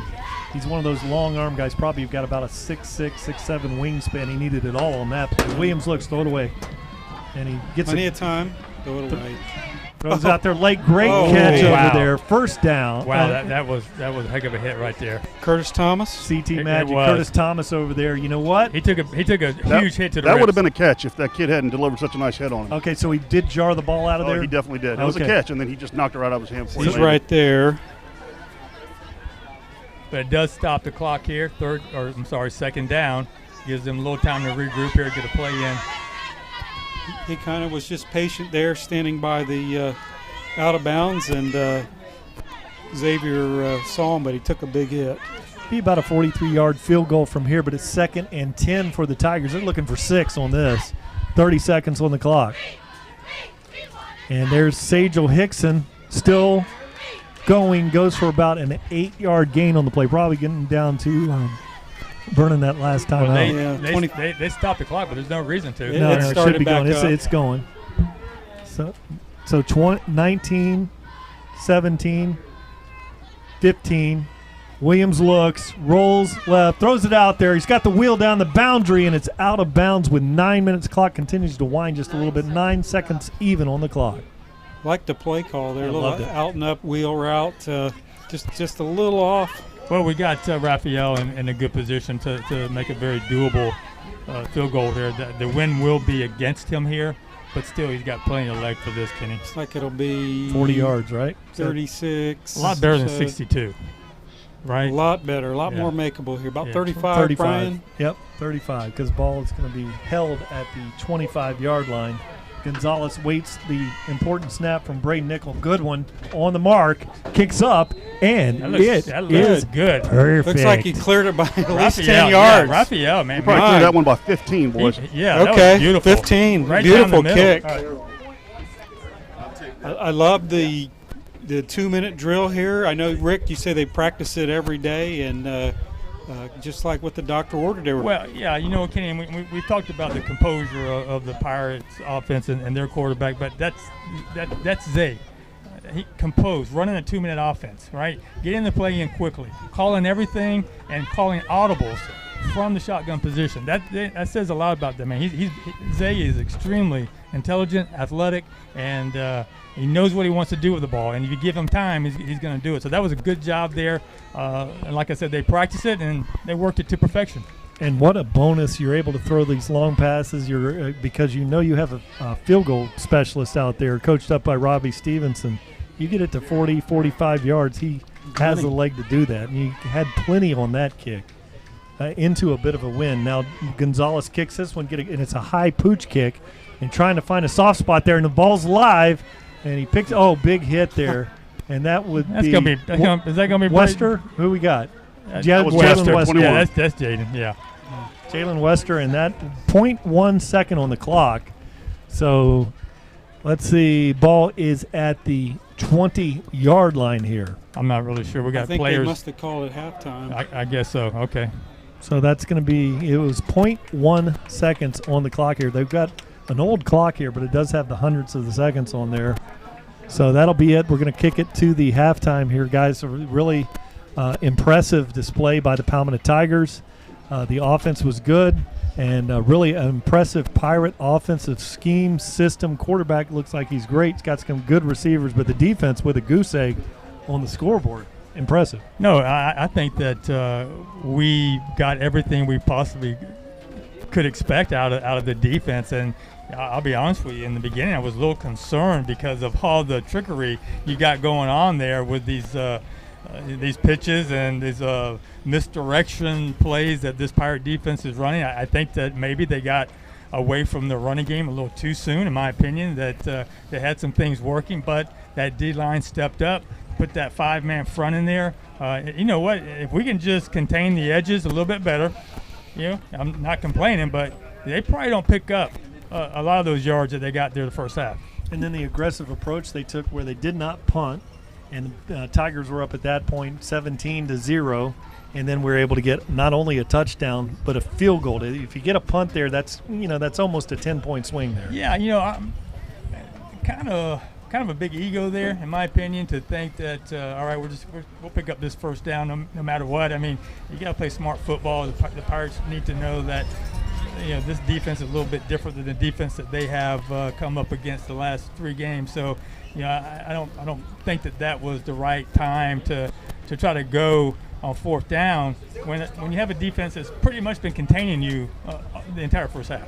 But the route was there, receiver was open, he just dropped the ball just on the other side of the first down marker. But that's a chance that you take when you throw the rock. That's a chance that you're taking. It just gave us, though, great field position each time they did that, and we took advantage. And the wing T is contingent on ball control, where you want to have the ball longer.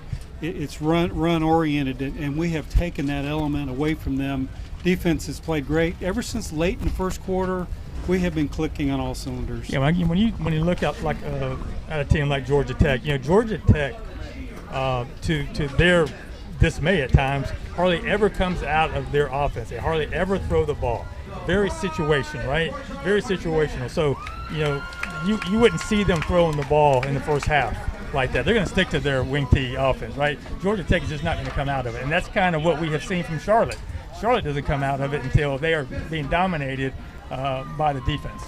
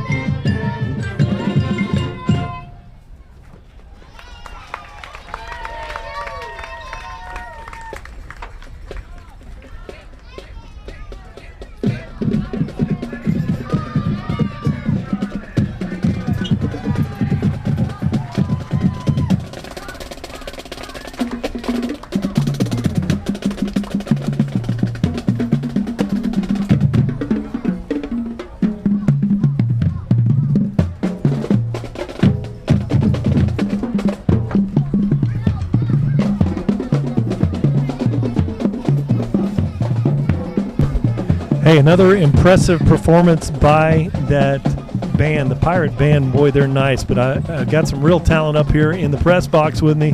Mr. Troy Bellamy up here is going to talk about those impressive Palmetto Tigers in the first half statistics. 27-0 is your halftime score. Xavier Williams is on fire, as well as the Tiger offense. They've been running the ball and passing the ball with a tremendous amount of balance. Xavier Williams right now in the first half is 11 of 15 for 132 yards and 2 touchdowns. We've been able to run the ball with a variety of running backs, including Xavier Williams at quarterback, and we've totaled over 130 yards in rushing as well. So this is the game that we've been looking for, to break out and really get statistical and bring up what we've been doing, what we've been expecting from this explosive Tiger offense. And tonight we are seeing that in full display. Like I said, the ball is being spread all over the field, keeping the Pirates off balance. They don't know which way to go. And then our running backs are running hard. Sajal Hickson, Robert Gavin is running very hard. And, of course, we mix in a little CT magic to get things going. And LaJonte Wester's done some sweeps, some jet sweeps that have been very beneficial for the Tiger offense tonight. So, and again, that leads us to this 27-0 big commanding lead here at halftime, but we still do have a second half of football, and I guarantee you Port Charlotte is not going to lay down. So let's hope that we can continue to build on the momentum that we have from the first half and continue to be sharp and really start to make up for the first 3 games where, of course, we had a lot of weather and inclement conditions that slowed our offense down. So again, in the first half, we are leading 27-0, 132 yards passing, 132 yards rushing for a balanced offensive attack. And I heard a few of the coordinators as they were leaving for halftime, they're not satisfied. They think we can play even better. So hold on to your hat, folks, and get ready for the second half of football here.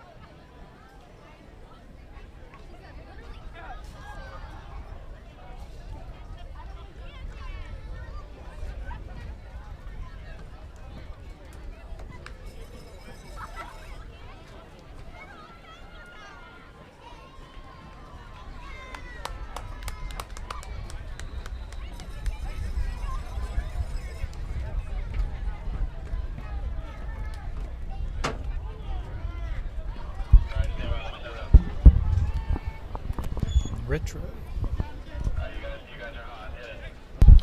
Welcome back to this. TigerVision is presented by Conley Buick GMC. Had a little fun with the retro program here tonight, and really a great half for the Palmetto Tigers. They lead this one 27-0. The Pirates are going to receive. We do have a problem with the clock here at the field. They've got an ancient clock here, which Palmetto fans certainly understand how that can be, and so that they're going to keep the clock on the field. It is not a running clock situation yet. So Palmetto Tiger fans, hang with us. We're going to do the best we can and work with Patrick here in the box. But now get prepared to get a kick out of good service with our friends at DeVito's Auto, located in Ellington. Short approach this time by Rafael Gonzalez, high kick, and it's going to be fielded at the 2-yard line. He's looking for that is Washington. Good block there, but Wells and then a host of Tigers. Gavin is back there once again. And number 41, you've seen him, Devion Cummings, doing his thing. Now there's a flag late, so probably a personal foul here. Yeah, we had some hand-to-hand combat going on up there, so I think it was on – okay. Charlotte. Poor Charlotte. Yeah, poor Charlotte. I couldn't tell who the aggressor was. You could just tell they were chomping up there a little bit.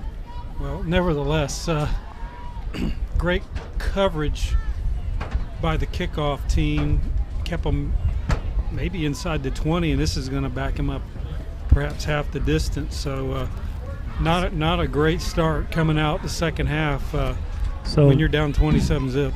11 minutes and 51 seconds on the clock there, and I'm doing that. My guess is as good as yours, but that's what I've got here. I like it. So 11 minutes 51 seconds. Yeah, no. So 1st and 10 for the Pirates here after the penalty on the play. So they're backed up and they're starting things out right at the 10-yard line. Washington is in the backfield back there with Logan Rogers, and they are in a wing T formation. And there is a penalty on the play, and the play clock still had 15 seconds on it, but it's going to be a encroachment on the Tigers. So that's 5-yard penalty. And really let them off the hook there. I don't even know how we did that because we must have lined up offsides. Yeah, just encroachment. Yeah, neutral zone.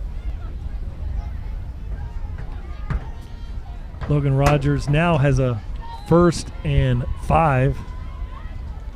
Wing T, single back, slot back in motion. They hand it off to Washington. Takes a big hit from Hughes there, but not after a big gain on the play.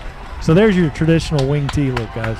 And that to me, that's what they should have come out and started with. That's ball control is the name of the game there. Wing T, big Washington. Janarian is in the backfield, and now they send the slot back, and there was a fumble on the exchange, right. So no gain on the play. So once again, I mean, we can't let our guard down for a second. We've got to keep that foot on the gas. We've got to make sure that we stop them here and don't give them any breathing room whatsoever because, this team can score. We know that. They have scored a lot of points here in the last 2 games. Rogers looks, Washington in the backfield, wing T, single receiver out here. Wide is Mike Jones. And they run just a power play out there. Great defense out there. And ball's picked up. Calling them down. That's Kevion Williams who comes away with it, but they're calling the runner down. First down. He's got the ball. So I guess the whistle blew on that because I didn't think Kevion's leg was down. But there's your turnover. A really great play. They just ran kind of a student body left out there to the slot back, and that was number 9, Nicholas Biacani out there trying to get the edge, but great play by Kevion. I mean, Rick, not only did he contain, but he took the ball. Let's try to pick him up here. Right here. Watch him. He's a hawk. I mean, look at that. Beat the block, made the tackle, and then took the ball. Oh, my goodness. Stripped it. Yeah, so he's all tied up and just manhandles the blocker in front of him, and then that's a great hustle on Kevion. 10:49 on the clock here, and this time it's handed off to Bubba Butler, and there's a flag in there, it's probably going to be an illegal block on the receiver or hold out Yeah, there. I'm not really sure if that was on Curtis Thomas or Looks if that like was maybe on a sideline warning. He turned around and was yelling at the coaches to get back. Oh, no, they're saying holding. Are you sure down there, Tom? I'm very unsure. Yes, I am. Aren't you the get back coach anyway? That's Chris Atkinson. He's not here tonight. So He maybe I is should in step up. Spain. Yes. He's in Spain with the Conquistadors. Well, Tough thanks life. for Tough life. getting our hopes up. We really. Well, I mean, like, when I look over there, I'm trying to look for some body language to show what it is. He turns around and he's doing the get back to the coaches right there, right after he threw that flag. They were probably screaming about the hold that was taking place. Tom, that gets tough if it gets beyond 10 because you don't have your flip-flops on. It's harder for you to count over there tonight. Williams looks. He's got Butler in motion, and he throws a little. That's a live ball. That's a live ball. And that's Sagel Hickson. Whoa, that Oh, wow. looked to me like a live ball. They called it incomplete. They called, but that was a live ball. It That was definitely behind.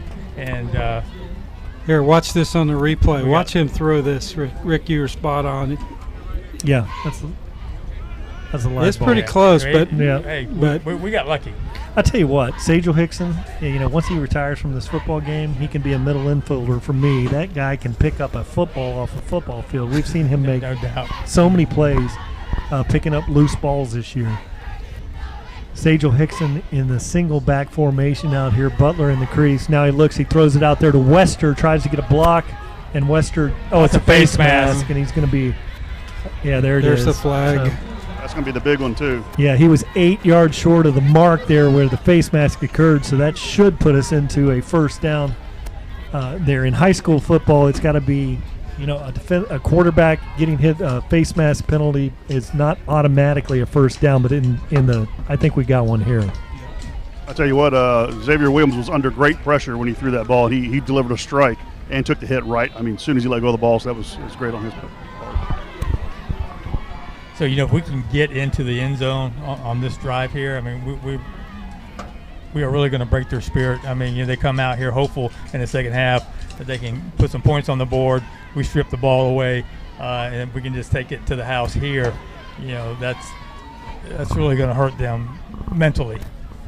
So we're going to call it approximately 10 minutes and 26 seconds here on the clock here in the third quarter. Xavier Williams is going to be back there in his shotgun set with Sagel Hickson in the backfield, two receivers on each side. And this time Sagel Hickson stops, starts up again, and he's going to be tackled after no gain on the play. Here's a flag coming out. It's going to be Matthews peeling back with a big block, but they're going to say he was hitting a defenseless player out there, I would guess. One thing about Sagel Hickson is that even when he is getting turned around backwards, he continues to move his legs. Sometimes he will move backwards 5 yards and pick up 5 additional yards, and watch him right here. He's still moving. Still, look at him. Just Never giving up. I love that. Great effort. So that's going to back the Tigers up here. And, one thing about Sagel Hickson, he makes some, negative plays exciting. He does. You're right. He never quits on a play. Xavier Williams looks, rolls out there, got a receiver coming out of the break, threw the ball early out there, intended for Curtis Thomas, incomplete pass. Like the play call, just wasn't able to execute there. Makes it a big third down here for our offense. Got a layup question here for Tom Porter on the sideline. Tom, how much time is left here in the third quarter for you? It looks like roughly, I have no idea. This scoreboard's older than Palmetto's old scoreboard. I mean, that thing looks like it was put up in 1962. 9:54 on the clock, Tom. I want you to keep that down on the field for us. And now take care of that. Xavier Williams is back there out of the shotgun. Second and forever. We'll call it 20 yards. And there is a illegal shift there. delay a game. Delay of game. 0 on the play clock down there. I noticed in the first half you guys were standing up the entire first half, and now you're sitting down. Is that fatigue? Is this a technique change you guys are doing? What's going on up there? It's the air conditioning in here. Oh. It's Tom, freezing us out. It's 58 degrees. Yeah, in here, I'm Tom. observing as well, boys. Yeah, you have a jacket. Oh, good run by Sajel Hickson. Hit that one up in there really hard, but a fine play there by the linebacker. Steps up, and that again is number 30, and that's Jean-Pierre again. Yeah, he's a great defensive lineman. Yeah, that Brandon Jean-Pierre out there. He plays a little Mike, and he plays a little Will linebacker, depending on the sets, and we've seen him make a couple really nice tackles. Now it's time to dial up LaJonte. Yeah, this is where we really miss Kobe too. Kobe Mays is just. So we need to get him I'm back. throwing the 50-50 ball out here to Gathers, but he throws the bubble out there. That was a tunnel screen, and Curtis Thomas is unable to break the tackle, so that brings up a fourth down. Looks like it'll be about 45 yards here if we kick it. Guys, that was an amazing play by number 10. He had two receivers blocking him. He split both of them and made the tackle by himself. Yeah, look at that. Yes. So nice pickup there, Tom. Yeah, Stephon McGowan with a great play over there to split that, break that one up. Rafael Gonzalez, and he's got it 35. That's a 45-yarder. It's a screamer, but it's low and wide, so that would be unable to connect on that one. So now on the turnover of downs, the Pirate defense holds.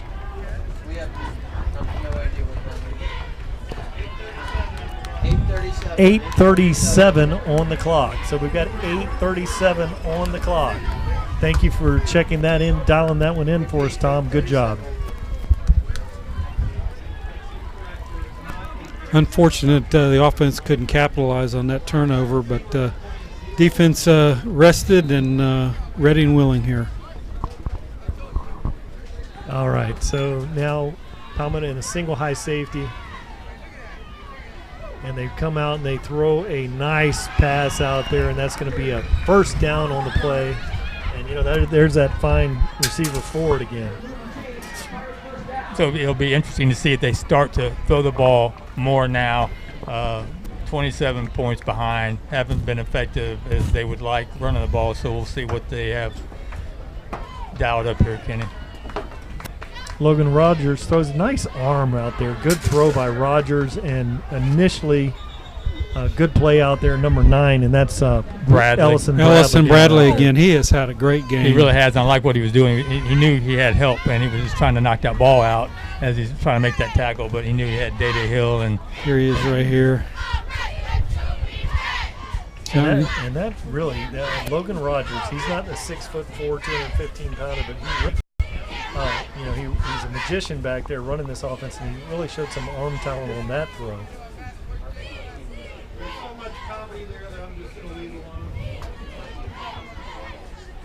Oh, now he takes it, and there he's showing that good foot speed. He's at the 35, 50, he's at the 50, 40, and he's down at the,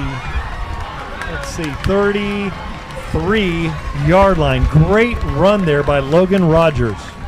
And that's just like with our running backs keeping their feet. It was a busted play, and just found a little crease here. We didn't contain him, and he's off to the races. They finally, that's probably their longest play of the evening. No doubt. Palmetto in a 4-man front. They're changing things up here. 10 seconds on the play clock. Down to 6 seconds on the play clock. Rogers sorting things out in the backfield as Washington takes it, hands it off to Washington. Big hit there. Dozier makes the tackle. Gain of about 4 on the play. So 2nd and 6. Rogers awaits. Keeps it. And this time he's tackled by Michael Brown, stepping up there out of the Mike linebacker position, a gain of about a yard on the play. What do you call that? Fool me once, and then fool me. It was basically looking like in the same play where he was trying to break up on the weak side, and Michael Brown was there, Johnny, on the spot.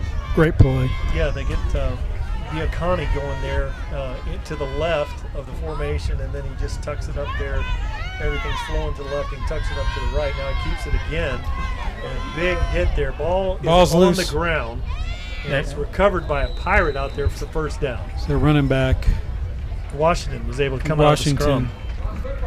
Yeah, good job by the defense to come out there and make a good hit. The ball just didn't roll our way, but yeah, they're moving the ball. This is a very impressive offense. I like the way that this young quarterback runs this. It's complicated, but he knows it well. Yeah, they've had a lot of success out of the traditional wing T set. And this time, Tigers are all over him, and there is 6:15 on the clock. So, you know, one thing that this defense has really not had to deal with this too much in the first half. You can tell they're getting a little fatigued here and got those hands on their hips. Clock winding here, approximately 6:05 on the clock. Logan Rogers waits the snap. Tigers are coming up heavy, pressure front. Looking down the field, crosses body, throws the long ball out there deep. Got a receiver, and it is caught for the touchdown. Really a fine play there. First of all, the quarterback running across makes a throw across his body and was able to complete that one back there in the back of the end zone. Time to throw the ball. Looked like we had a hold right there, but great pass. Not bad coverage. It just kind of on the outside shoulder there, and we just couldn't get turned around quick enough to get a hand on it. The quarterback threw it in the right spot. It was great coverage. And Trevin Howard is back to attempt the extra point. You know, one thing they haven't been attempting extra points. I got an interesting story on Trevin Howard here. 5:09 on the clock. Trevin Howard, a soccer player, left footer back there to kick this one. Snap's good, holds good, kick is up, and it is good. Now, I talked to Scott Howard before the game. I talked to his dad down there, and he was talking about his son's opportunity to come up here and kick on the varsity level. And Trevin's named after a quarterback there for the Buccaneers. You know, a son that was lost, Trevin, and that's how he was named. So great to see a soccer player out here get a great kickoff here, stepping up on the varsity unit. And now your Palmetto Tigers are leading this one 27-7 here in the third.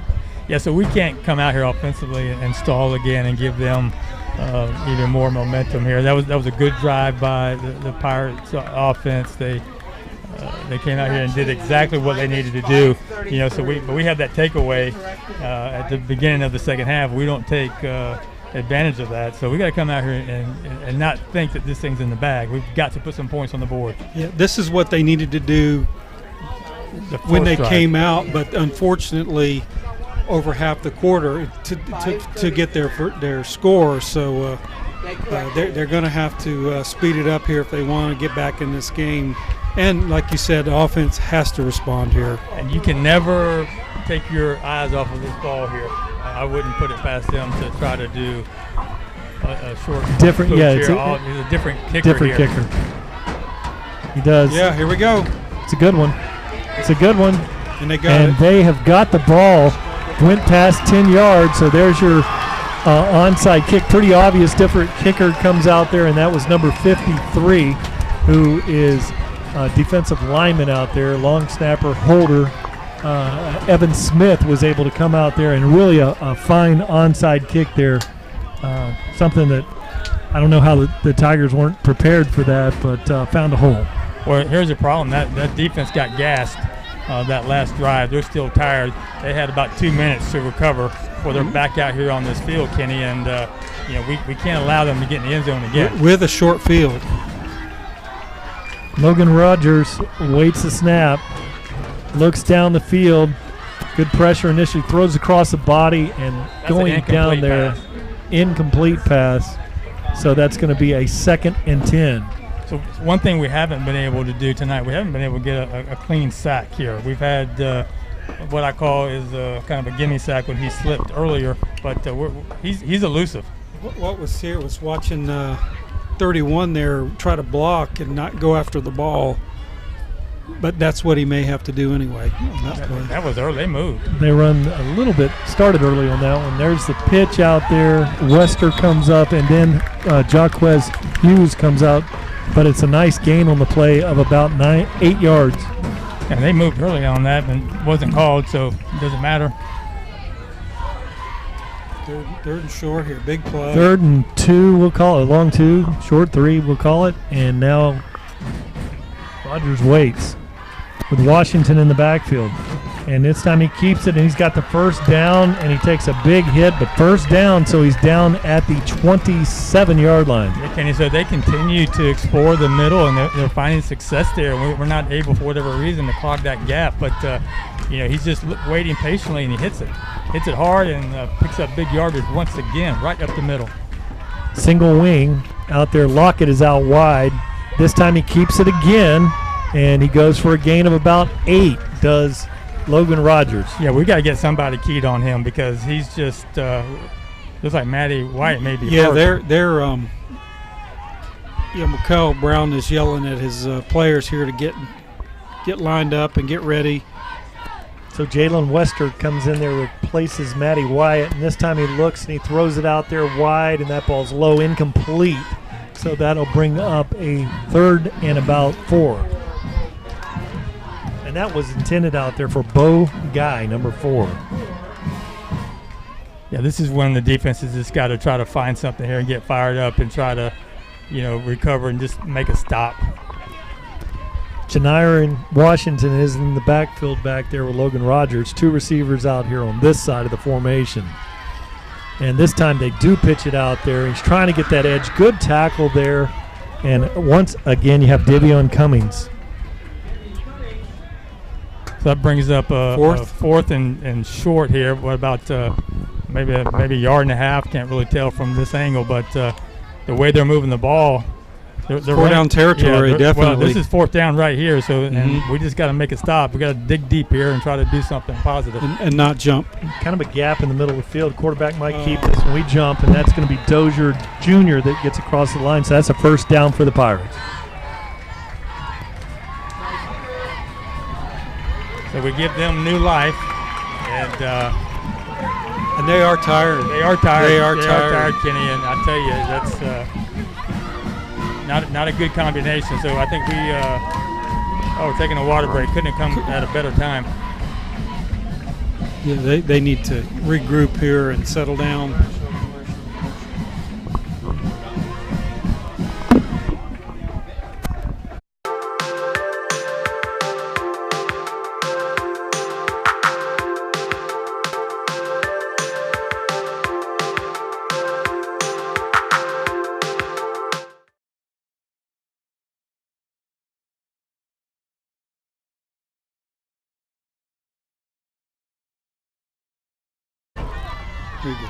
Washington takes it middle and goes for a nice gain on the play of about 6 yards. We're going to have to figure this out, gentlemen, because right now they have figured out a way to pick up big yardage right up the middle, and they are exploiting it every time. Every time that we think we've got them contained, they just hit that middle. Now in the middle, number 53, the long snapper that just had the onside kick, he's been very good in the middle, but he was just taken out of the game, a little bit of an injury there. And good coverage there initially. Ball's out. Tigers trying to pick this one up, and they do. They get it. And that is Ellison Bradley out there. No, it's going to be Davion Cummings. And that's what we needed. Good gracious, that was big right there because they were looking like they were going to go right into that end zone. And woo! Let's see what. That's a huge play. Let's see who knocked it out. Number 9. And Ormsby involved in the play Ormsby. also. Yeah. That's digging down there and making a play there. 2:41 left in the 3rd quarter. Big play, big break by the Tigers. Tough break for Logan Rogers, man. He's been doing everything, just tried to make a little bit too much out of that last play. Sajel Hickson's got it 40, 50, and he's down at the 46-yard line. Good stop over there by Solomon Luther, number 7. He's going to have to take a play off here because he lost his lid. He needs to tighten up his chin strap there. That's the second time his helmet's come off. And that puts him on the sideline. That was a great tackle. Yeah, he's a good defender. And now he's being replaced there, and they're out of position. And Butler's got it down there. And he called. And they're going to call Curtis Thomas again for a hold, but I didn't see it. Yeah, we're looking at Curtis Thomas. Pretty good vantage point right in front of us. See if we can pick it up on the replay.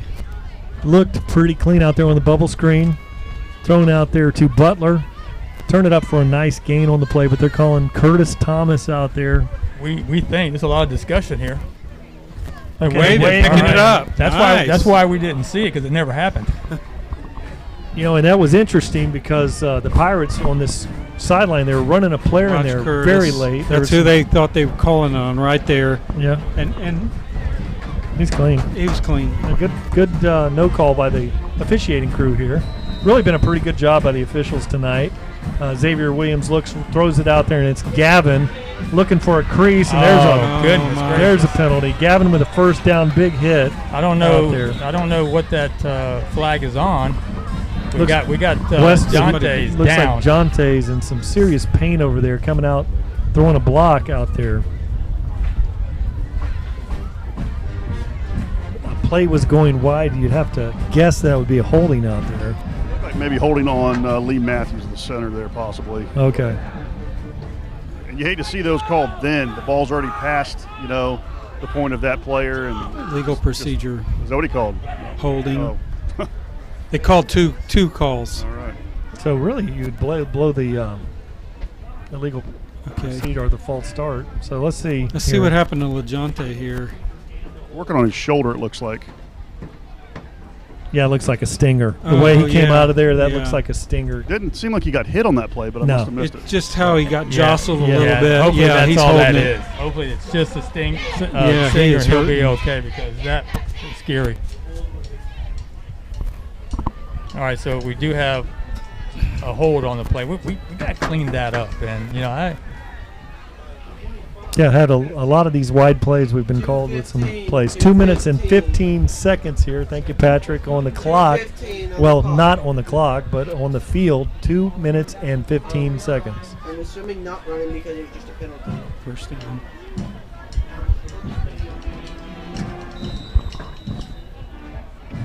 First and 18. Curtis Thomas has it.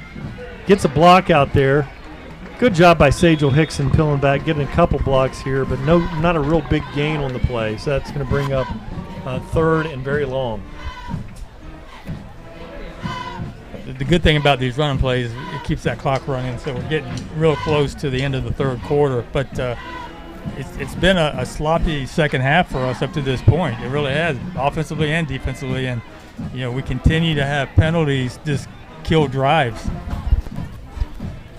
And then the offense of the Pirates, they seem to have found what was missing there in the first half. They're really starting to click on offense, and the Palmetto Tigers stalling here.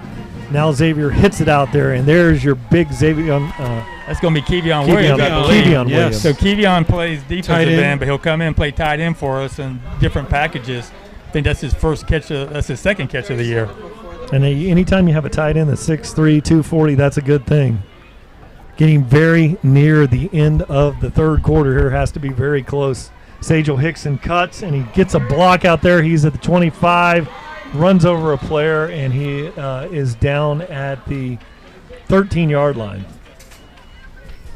Another hard run by Sajel Hickson. Just a good job to get around that edge. He got clogged up there. Look how he stops, turns it off, and turns it back on here. Check this out. All right, wants to go right here. Boom, can't go. Let me get around the edge. Switches the ball. Nice. That's a veteran running back there. About 1 second left on the clock here, so this will be the final play of the third quarter. And Xavier Williams looking things over. Curtis Thomas wide on this side of the formation. Sajel Hickson takes it, and he's looking for the edge. Gets a block out there by Kurt Thomas. Sajel Hickson for the score. So that's a great play by Sajel. Good block out there by CT Magic. Yeah, it really was, because that's what sprung it open for him. He doesn't get in without that block by Curtis Thomas, and hey, we needed that touchdown bad. The momentum was really swinging the Pirates' way, and after that fumble recovery, we needed to capitalize, and we did. Offense stepped up with a very quick drive and matched their score. Love to see them go for two so they could get this clock running. Oh, it wouldn't be a clock. 35. Oh. We might go for Xavier rolls out, looking for a receiver. And that's going to be no points there for the Tigers. So with zeros on the clock. And you know what, guys? I think the clock is actually going to be right. Even a broken clock is going to be right, twice a day, right? And At so the end of every quarter. So it's right. There's, what is there? 51? Okay, 51. So 51 seconds on those. Oh, no, he just threw a flag, I believe, on the coaches being too far, because there's been a sideline warning already. Some coaches were doing some coaches. That would be my guess. Our coaches. Even when you're allowed to be, I think, under 30. Yeah. So your coaches' boxes. I'm starting to draw. That's Kenny's job. Go ahead, Kenny. Go for it. So your coaches' boxes usually go from 30 to 30, and the players have to stay even behind the coaches' box. There's like a little area there. So the flag is out there. So that really is it a warning or is it an actual? That's we had one earlier. I know. I think it. So is it going to be on the? They're going to assess it on the kickoff. I believe that they're backing them up, right? Here's where we're kicking off, and they're backing them up 5 yards, aren't they? Looks like it. Well, I don't know. That was the first warning, so he made a mistake. But that's a ticky-tack call at that time. There's nothing going on. They're just getting their kicking team set up. There's nothing going on. And one thing, and that's everyone does that. Yeah, one thing here. Yes, they do. You're right, Rick. With TigerVision as presented by Conley Buick GMC, we are unapologetically Tiger broadcast team. And that's the way we see it. That's a great kick by Gonzalez there, driving that one about 3 yards deep into the end zone. See, look at the coaches right now for the Pirates. They're out there on the field. They're talking to their offense. I mean, they're getting a play. That is normal. That's how you do it. So he's telling him right now, hey, I just gave them a warning. I'm going to give you a warning. So I guess only one coach is allowed out there. So all the other coaches. Coach Stevenson told me earlier in the game that same ref came over and told him on the kickoff, if you come on the field with the players, I'm going to penalize you. And he said the other team's doing it too. Everybody does it. Well, and they didn't care. They didn't throw a flag. I got a 15-yard penalty in the state championship game, getting the kickoff team out on the field in 1986. Guy flagged me for 15 yards. My goodness. So now they run the option out there. He keeps it, and he goes for about a 3-yard gain on the play. What day in 1986 was that, Kenny? I know it was in December. It was at Jacksonville Bowls. Not sure what day. That was a long time ago, Tom. It was a Friday. I'm just trying to stump Friday night. Yes, Rick, it was a Friday night. I got a better one for you here in just a second, Tom. The Minister of Information down there. So now this time he throws the long pass across the field, and he is a nice tackle over there by Braden Nickel, but not after the first down was gained. Well, the big day, September 13th, it's an anniversary here for Rick Wells and Brian Varnador here. Mine's on 33 years here. Rick, how many I've got 19. And that was an open week in the fall when I got married. I can't speak for Rick. But my wife still loves me even though I'm here tonight. We'll see. And so here's a nice play, good stop on the play, and inside in the interior of the line, big 53. And, Xanders shows that, like Troy Bellamy was saying, he's listed at 290-something. He's well over 3 bills. Troy Bellamy's listed at 290? No, I'm talking about Xanders down here. Just checking. That's got to be depending on his last meal. That's got to be the end of that's okay. So that's the end of the third quarter. I almost forgot what quarter we were in for a second because we don't have any time. Yeah. Well, I'm grateful your spouse has let y'all come tonight. We're blessed. We're very lucky. Yes. Mine's out of town, so I didn't have anything else to do. So you'd be up here doing play-by-play. Yeah, there you go. I'm not doing play-by-play. Going to commercial. Commercial break, Tom.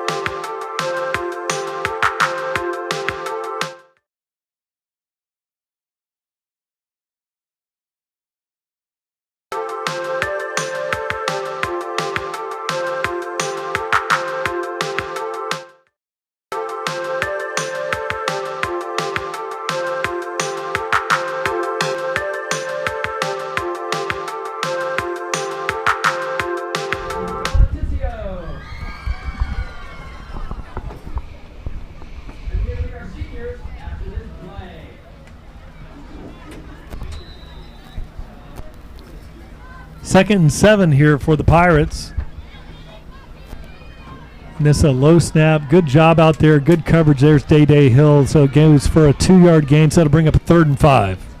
It's the first time a team has thrown against him since the 3 interceptions last week. That's what's so impressive about Day. I mean, he just stops and goes, right? He just cuts and just covers that play up immediately. 3rd and 5 here for the Pirates. 3 receivers out here in the formation. They run the pitch out here wide. Good job of Nickel turning him in, but he's going to be just short. Ball's out. Referees. Did Davion Cummings go out there and force another fumble? It does appear that way, but I guess the runner was already down. I thought his knee was down. Let's take a look. Look for the knee at the end here. So good job by Nickel turning him in. And Michael, I don't know. Michael Brown comes up to force the fumble. Very close. Yep. 4th and short. 4th and short. Don't jump. He takes it and he runs hard. He's got the first down there. Just find a spot and lean forward. But that's okay. I mean, we want to stop him, but that clock's just running. Keep that ground attack. Watch this ball here. This was the previous play. Watch Mikel Brown. That ball's out. It's already out. Yeah. Very, very hard for them to see that in live speed. But great replay there on TigerVision. You can see that ball was out of there. Mikel Brown continues to force fumbles. And there's Washington running up in the middle of the field, and he's got a crease, and Gabe Avendano comes over there along with Day Hill to make the tackle. You know, and Janarian, he's a fine runner, number 22. He's a good north-south back. He hits the hole quick. Just straight ahead, right at you. Bo Guy is over here on the side of the field with Mike Jones wide. Jones is being covered there by Braden Nickel. He's looking for Jones up there, and he's got it looks like Jones kind of pulled off of that one. Looks like the ball was pretty well thrown. I'm not so sure he didn't take a quick little peek at Gabe Avendano and maybe slowed up just a tad. Got a little case of the alligator arms on that one as it was coming in there. You know, didn't really extend on that one. Pretty good throw. Very impressive night here, Logan Rogers. I mean, that is a scrappy quarterback back there for the Pirates. 10:09 on the clock. He throws it out, and he's got no receiver. Good job by Avendano to pull off of that hit. And what I liked about him was he stuck it up. Now got hit as soon as he threw the ball. 9:58 on the clock here. 9:58 on the clock. It's 3rd and 10.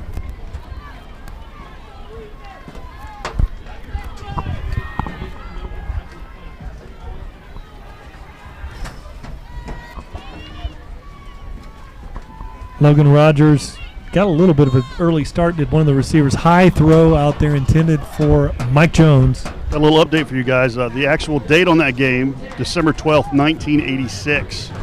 You guys have your own statisticians. I got mine. Lewis Goff from my Rabonia stat office up there. They're taking care of us. December 12th, 1986 was when you had that issue there, Kenny. Lewis was the fullback on that team with Bernard Holloway. Bernard Holloway was in the backfield. Good call. 4th and 10. Big play here for the Pirates. You know, Palmetto Tigers lead this one 33-7. Tigers are jumping around on the defensive line. 5-man front. And this time he throws, got the single receiver out there. Good pressure out there. Wide open receiver, and he drops it. Oh, yeah. Wide open was Mike Jones. Had it about the 2-yard line. I'll tell you another thing. We're talking about dates. September 13th, 1986. Emmitt Smith went for 224 yards, but the biggest thing that happened was my marriage to Diane on that day. So, you know, that's the biggest number out there. You probably should have said that first and then went to Emmitt. 9:08 on the clock here. Palmetto Tigers lead this one 33-7. So guys, once again, I mean, we escape a broken play, and we have no one close to that play. He should have caught the ball. We get lucky he does not, and we've had at least 4 of those tonight where we just have gotten lucky. And, Logan Rogers rolls to the right, throws that back up. Perfect throw on the play by the quarterback. He's really good. And Jonte Wester's back in the game, so he was able to shake off that stinger that he had earlier. He goes for about a 4-yard gain on the play. Once again, Stefan McGowan comes out there off a block and makes a tackle. So great job by that safety to come up there and save some more yardage. Look at Sagel. Sagel just runs like that's crazy. An Energizer Bunny. I mean, he just does not stop. His legs have hurt so much after a football game. He never stops. He's just driving and driving. I think I was able to send a really great picture of Sagel Hickson to Jordan earlier today. I don't know if he down in the truck, but we may get that a little early. They jump offside, so that's going to be a first down for the Tigers. I think that's their first of the night defensively. Yeah, I think you're right, Rick. That's key at this time of the game. Moves the chain. You're going to burn some more clock off here. Wow, and that Palmetto High offensive line looks huge out there. Sagel Hickson. No, that's going to be Zay Williams. Put a move on the defensive end there. So he fakes the pitch and makes a good move to pick up about 4 yards. Really surprised me. I thought that Sagel was back there in the Wildcat with his movement there by Xavier. 7:58 on the clock here. And there is Gavin running hard. First down for Gavin. So you can really see the Pirates here. That defense, kind of a small roster. They're running out of gas. Yeah, you put a fresh running back in there and let him do his thing.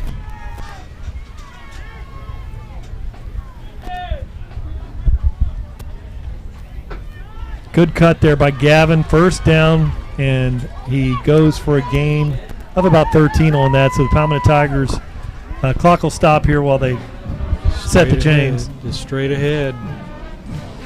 Run between the tackle and the center. So right now we're just doing what the Pirates were doing earlier. Now Williams looks. He's got Wester, and Wester is out of bounds at the 2-yard line. Got a good look at that one.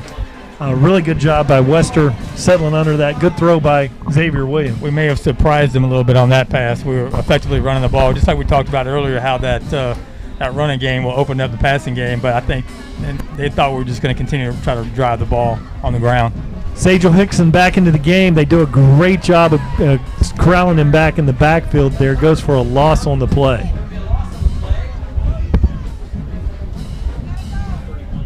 This is the pass. Looking at Wester here. Oh, yeah. Look at that route. That was nice.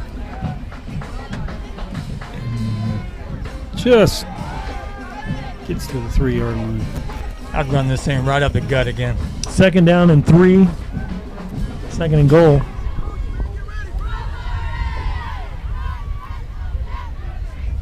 Xavier Williams looks, and he throws it out there late, low, and incomplete pass stops the clock. So that brings up a third down. A good job by Zay to get rid of the ball. He throws it low, so if we don't catch it, no one's going to catch it. Saves us another opportunity for another down here. So he was looking for the tight end and was covered up. But yes, get rid of the ball and live for another down. See if they go with a jet sweep action. Big Robert Gavin is in the backfield. We've seen him with a lot of power running. 6 minutes, 42 seconds on the clock here. Williams hands it to Gavin, takes a big hit, drives forward for about a gain of 1, so they stop the Tigers. That'll bring up a 4th and goal from the 2. So do we take the points? Or I think Coach Marino's already answered that. We're going to keep the offense on the field. I just take their time here. Yep, so they're going to just run it all the way down. Keep grinding here. Jonte Wester is out here wide. Kind of look like the matchup out there. And they hand it off to Gavin. He runs, lowers his shoulder, in for the touchdown. He's in. Yep, good job by the O-line on that drive. They really opened up the holes for the tailbacks. And Sagel and Robert good Gavin, break. look at that, right up the gut. Good read by Xavier reading the end on that play. He had no chance if he would have kept it. And Robert just kept those feet driving. He lowered his shoulder pads and took it to the house. Good job by Robert Gavin. Tigers now lead 39-7. There's a good snap, good hold. Kick is up, and it is good. So you're Palmetto Tigers with a 40-7 lead here in the fourth quarter. So guys, I mean, I look at the score. I'm very happy with the score, but it doesn't seem like we should be up by that many points. I mean, it's been kind of sloppy. I can stop commercial.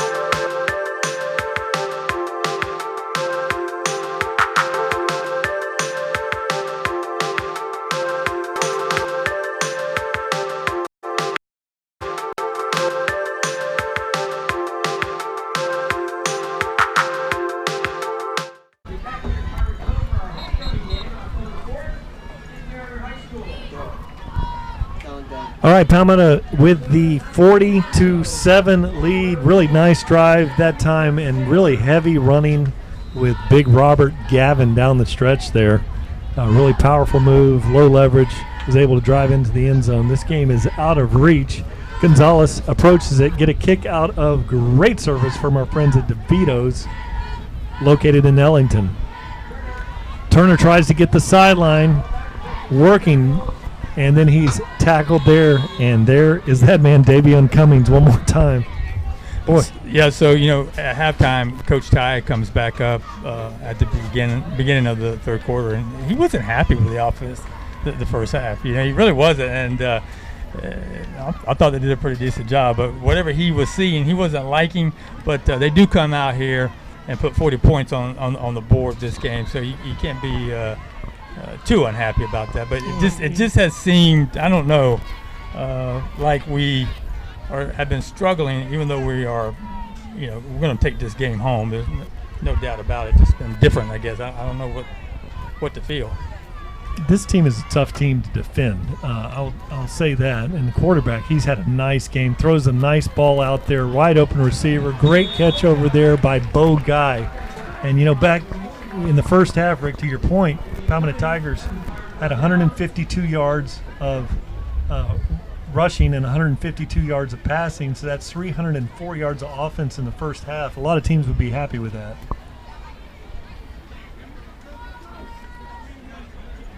Now he's got a nice route there thrown, and ball's out. Big hit, ball was out of there, and it's recovered there. No, that ball was out. Jaquez Hughes with a recovery. Nice hit on the play. Catch was initially made by Mike Jones, and Tigers get that one. So look at this, nice hit. Pick this up. Hat on the ball. It's Wester. Wester. Yeah, nice pop.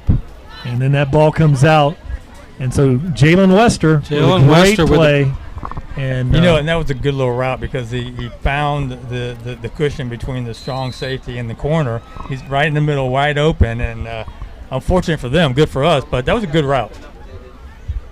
Oh, now a couple new changes in the game here. Number 84 is in for the Tigers. Tom, give me a name on that, number 84. Diego throws this one out wide, and that's Siplin, Josh Siplin, 6'4", 180-pound junior. Well, he looks good. 6'4", 180-pound junior Josh Siplin. Rick, I haven't seen him play much. I'm sure you have. Yeah, he's a good little quarterback. We haven't been able to see him much this year because we've had tight games, so he hasn't been able to come in and play. So this is a good opportunity for him.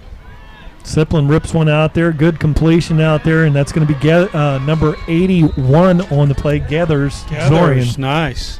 Yeah, he just come out throwing like he's played 3 quarters. Well, it's always nice for these younger players to get out here. He's going to most likely be the quarterback next year unless something happens, but So you got your 6'3" quarterback throwing out there to a 6'3" receiver. That's nice. The handoff goes inside, going for a 9-yard gain on the play, and that's number 28, Terrion Carnes. So we got the juniors coming out here. So we got the younger players coming out, getting some very good playing time, get some experience out here. And like I said, we just haven't been able to do that because all of our games have been tight up to this point. And Retrell Crawford, number 80, is out here in the slot receiver. And that one is kept by the quarterback, and he's looking for a Keese, and Siplin goes for about 4-yard gain, first down. Hey, Brian, 84 is Sakedri Rutledge. We're getting down on the depth chart here, so some of these names we got to ask around and see who they are. Sakedri Rutledge. All right, now, and what's his height, Tom?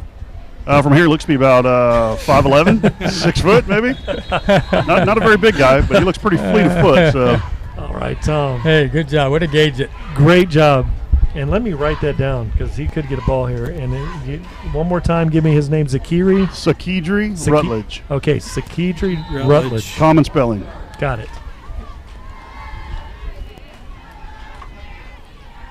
Siplin is back there, and he's got Carnes in the backfield with him.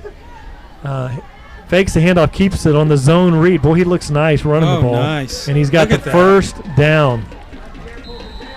So Jean-Pierre with a tackle, but not after Siplin with a first down. Hey, good speed, and he's not afraid to tuck that thing and run. Very apparent. Think he's excited, boys? Yeah, he's excited. Not a very good spot there. I guess his knee was down, so that's going to be a second and very short. Yeah, and now they're going to stop this one and talk it over. Not really sure what the stoppage of play was all about. That was so crazy.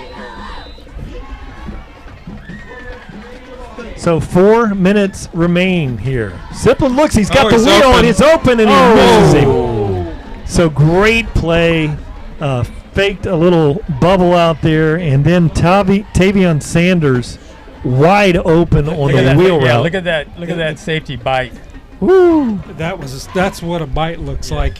My goodness. Oh my.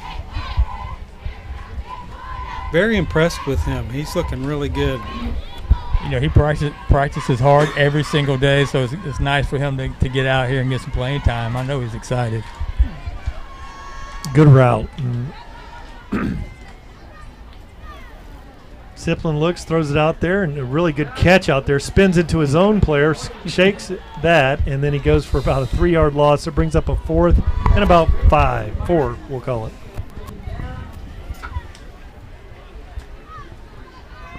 Well, they're having fun out there. They are ready to show that they are ready to play. You can see that. Running your own player. And they draw him offside. That's going to be close to first down. Going to be right at it. I think he's got it. It's going to be just across the line. There you go. So there's your first down. That's got to finish here. Yeah, I would love for them to get a touchdown. Number 12 kind of looks like a little young Adrian McPherson, don't he? Yeah, Same he does. Shape. Yes. Nice. Get there. I just nearly picked off. He's trying to get to Zorian Gaithers there, but really good play by the defense. Brings up a 2nd and 10.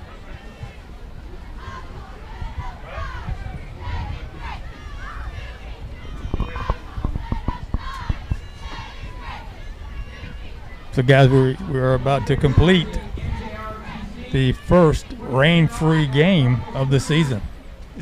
Don't jinx it. Yeah, we got over yet. We got 320.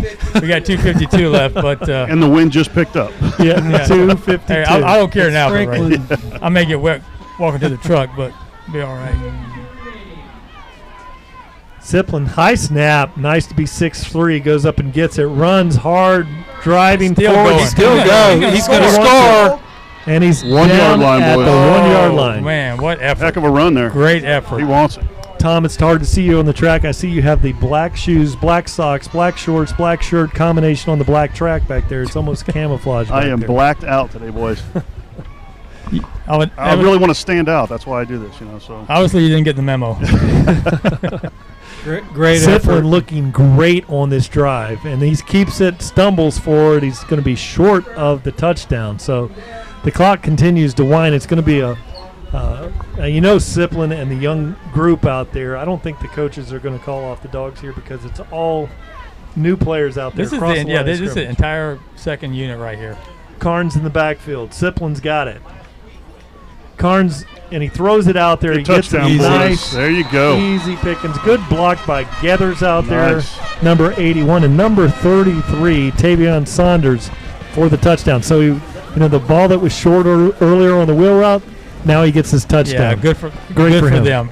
Nice block to see by that. Gathers there. I mean, these are the young men we're going to be talking about next year, guys. Well, they looked really good on this drive, like seasoned veterans. Great to see Siplin run that offense for the first time all year with all new players, just like he's done it before. So he looked really poised. very smooth, didn't he, Tom? He really did. Well, Did a great job. not only him, the whole unit. The whole offensive line was second string, every one of them. Good snap, good hold. Kick Awesome. is up, and it is good. Rafael Gonzalez with that one. So now the Palmetto Tigers lead 47-7. I just want to tell you that, the second unit runs against the number one defense every practice, all practice. Right? So I mean, they're used to having some studs in front of them. This is not anything that they haven't seen before. So and you can tell. I mean, Yes. they don't come out here intimidated by anything in front of them. I don't want to bring it up too early, guys, but it is Friday the 13th, and there's a full moon out tonight, shining right above y'all. Friday the 13th. Nothing too crazy tonight, but noteworthy. Friday the 13th. Appreciate that. Yeah, it's a great day. It's a great day. Thank you for that. I figured that would add to the drama of the broadcast a little bit. That was nice. That was a nice touch. Is that why you're wearing all black tonight? It is. I didn't want to give that up right away, but that's the reason. Classic commentary, sideline commentary from Tom Porter. Now Gonzalez is going to kick this one off. Big lead here for the Tigers. And running clock, really running clock. Matters. Because I don't know when the running clock starts. That's probably it. That game has now gone to final here. So that at the conclusion of the game, your Palmetto Tigers win this one 47-7. But I will tell you, you can see there's a lot of potential here with this team. If they get into the flex bone and they get into the wing tee and they get a lead on a team, they got good receivers, good quarterback play, and really a great effort by the Tigers. And really it's one of those things where the wheels came off the bus here for the Pirates tonight. And you can see the potential is out there, but the Palmetto Tigers with a nice victory. Yeah, this was a game that I was concerned about because we really didn't know a lot about Port Charlotte. We know about Charlotte. We have faced them for years, and so coming here tonight, just really having limited knowledge of their scheme, wasn't real comfortable trying to figure out how we would respond. And they came out, and the defense, once again, they did a great job. They only put 7 points on the board. You can't be unhappy with that. There were a lot of times when we thought maybe they were going to break, but they didn't. They kept them at bay. They did what they had to do, and the offense, we know what they can do, and it's obvious if you give them a dry field, the playmakers are going to make plays, and we don't even have Kobe Mays, and that's really someone I hope we get back toward the end of the season. But our prayers are with him for a speedy recovery. But yeah, overall, good game. No injuries. Everybody goes home. Back at it tomorrow morning, and we've got another big game against Largo on the road again next week. And what I was hoping for early on in the pregame was to make a statement and play a full game. Looks like just what the doctor ordered to be the lead dog in the district and set the point here. And a nice total team effort. Yes, we can get better at some things.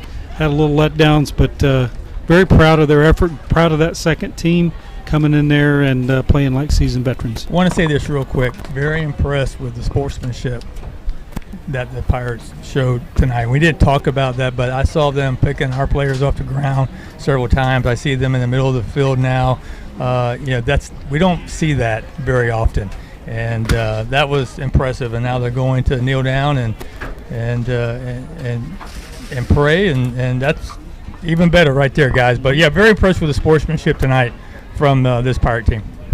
Yeah, we've seen many teams in the past when the wheels fall off the bus, they explode and players start throwing helmets around, and really a very nice scene here at the end of the broadcast here. We're going to pick it up with Tom here shortly. Perhaps he's going to get a coach or two on the field, do some interviews there, and we have Troy Bellamy with the final statistics here in the press box. So Tom's out there trying to round up some coaches here coming out of the break. And a really beautiful night for some football tonight. So, Tom, we're going to take it down to you now and go ahead and speak with us, and then we'll flip it from Tom and back up to Troy. All right, Coach is getting ready to address the band like he always does. He always likes to do the salute to the band. But like you said about, the camaraderie tonight, I saw it too, picking the kids up. Just now they did a big prayer in the middle of the field. I'm not really sure if there was a particular reason, but they just wanted to do it. And a lot of times these games get so contentious, especially when it's one-sided like this, that people have bad feelings and all that. So it's kind of nice to see just the good behavior, the good attitude, and a lot of that has to do with coaching and leadership by the adults involved in these football programs. So that says a lot for coaches and a lot for the Port Charlotte coaches. So we're going to stay just a minute while the band plays, and we celebrate this victory. Pretty good victory for us, 47-7. As Rick said, feel like we still deserve to win this big, but when you can win these games when you don't play great, then you're learning as you go, and when you can put it all together, man, you really got a great thing. So hopefully, we're able to do that this year. Okay, we're going to go to Coach Marino now.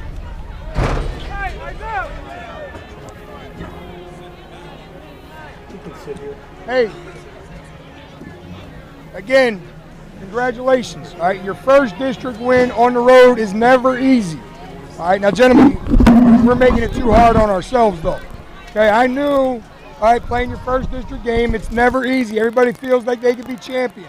Okay, but gentlemen, we've got to clean up the mistakes. Okay, we are letting teams hang around.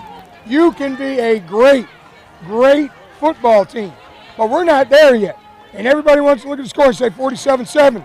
You know better than that. Should have been 42-0 at half. That's where we got to get to. That's where we got to get to. We have to play to our potential, not down to our opponent's level. We have to play to our potential, not down to our opponent's level. But again, you're 4-0. But gentlemen, I think this group has got a heck of a lot more than this. A heck of a lot more. We have to have bigger goals.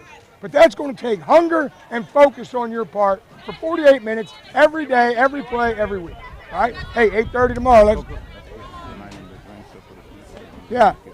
Hey, now, here's the deal. Right? Everybody will get one sandwich. All right? And then after everybody goes through, okay, then we'll go back through for the starters. All right? For the varsity starters. Okay, all right, let's go. Bring it up. Bring it up. Bring it up. Bring it up. Bring it up, y'all boys. Hey, family on me. Family on 3. 1, 2, 3. Family. All right, Coach. Obviously, big district win. Every district win's a big win. Talk about starting out the right way. 1-0 in the district. Well, I mean, it's what that's what we want to do. We want to be champions, and you can't be a district champion unless you win the first one. So, happy with the fact that our kids fight, and I love their fight. And no matter what happens, they believe and they overcome adversities. But I say, why create adversities? We're creating these adversities. These aren't adversities. All right, we are self-inflicting, and we have to get better at that. We are not going to be champions. Champions don't play like that. Champions do what they're capable of doing, and we're not there yet. On certain drives, it looks like the offense has just got it together. Everything's crisp and clean, and in the next series, just a little sloppy. So how do you get the focus? How do you get them to focus and do it every single drive? You just keep teaching and preaching and practicing and trying to get them to understand we cannot do these things. We do it. We're a tempo offense. We try to draw other teams off sides. So our defense goes against that every day. They do it in drills, but yet we still jump in critical situations and give them first downs. What are you going to do? You just keep working. That's all you can do. Speaking of the defense, kind of a bend don't break defense tonight. They gave up some plays, but at the end of the day, they held tough, giving up 7 points against a unconventional offense, I would say. They did a pretty good job against this Port Charlotte team. Absolutely. They gift-wrapped the ball to start the second half and gave it to us on the 20-yard line, 25-yard line. And we didn't come away with nothing. That's terrible. We cannot do that. We cannot do that. Champions don't do that. Champions knock them out right there. Should have been up 31-0 at that point. How important is it to have a team like this that, in your mind, in our mind, other teams are looking and saying we're 4-0, but we look and say, man, that was not a great game. We're struggling. We're not there yet. How important is it to be able to win these games that you're not firing on all cylinders? Charlotte is a perennial powerhouse championship program.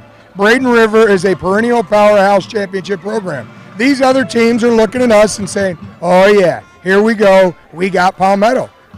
They're confident. They're confident. They're looking at our 4-0 record and saying they don't know how to win. As much as we're winning, we don't really know how to win yet. You won by 40 points. I mean, you're talking about, and you're talking about all the things that you didn't do right. And right, because we have too many guys that've been there, done that. We have too much. All right, guys, I'm going to break off here real quick. I got a couple of coaches here. Coach Ty, we were just talking to Coach Marino, and again, I know the coaches feel this way. I think the players probably do. I know the fans do. We feel it in the broadcast. We're winning these games. We're coming away with the victory, but I don't think anybody's really happy with the performances. I don't feel like we're there yet. I feel like offensively, defensively, we shine at times, and then we give up some bonehead plays. How do we get that consistency going on defense? How do we do those drives consistently? Not the bend, don't break. Don't bend at all. We don't do anything. We just stop them. How do we get to that point? We've been there before. Once again, it's a mindset from start to finish on Monday's practices. We're surviving right now. And once we play a team that actually has our capability of playing with us, then it's going to be a dogfight unless we step up and start playing every single down. Like we said from the beginning, man, we tell our guys all the time, man, if they don't score, they don't win. Really, truly, if our defense steps up and does what they're supposed to do, we have enough talent on the field where teams should not score on us. So physically, you feel like we match up great with anybody we would play. It's just a mental thing right now, just not focusing and not being in the right place at the right time. This is the biggest D-line we've had, but the least experience as well, too. We've got one returning starter, so we're getting better on the D-line week by week. The back end is very experienced. Linebackers are experienced, so we just got to keep chipping away, and these guys need to step up and play every single down. That's all it is. Offensively, offensive line. Last week we had 350 yards rushing. This week, not so successful. They didn't look like a big defensive line. The defense didn't stand out as phenomenal. Why the struggle? And I say struggle. We ran the ball well, but versus what we're able to do in other games. We just weren't clicking. There were a lot of things that they gave us offensively, and we didn't take advantage of it. A couple missed passes, a couple drops, a couple missed assignments. We just have to get better. Starts with me offensively. We're putting our defense on the field way too much. We're leaving points out here each and every week, and it's going to come back to bite us if we don't get it cleaned up. So like I said, that falls on me, and we got to do a better job. But, it's nice to have guys like this, Tagel Hickson, that I can rely on when I need a big play. I think he did that the last 4 weeks, but this guy I can count on. Again, we're making the plays when we have to get in the game and stay, but just not dominating like we can, obviously. That's exactly it. We're not playing to our full potential. We got Charlotte coming up. Coach was just talking about Charlotte and Braden River, teams that have perennially been successful teams. For you young guys, mindset-wise, coming into these big games, we got the first district win out of the way. What's the mindset of a defensive player going against a Charlotte, where they're phenomenal every year? Charlotte is a championship team, so we got to play hungry.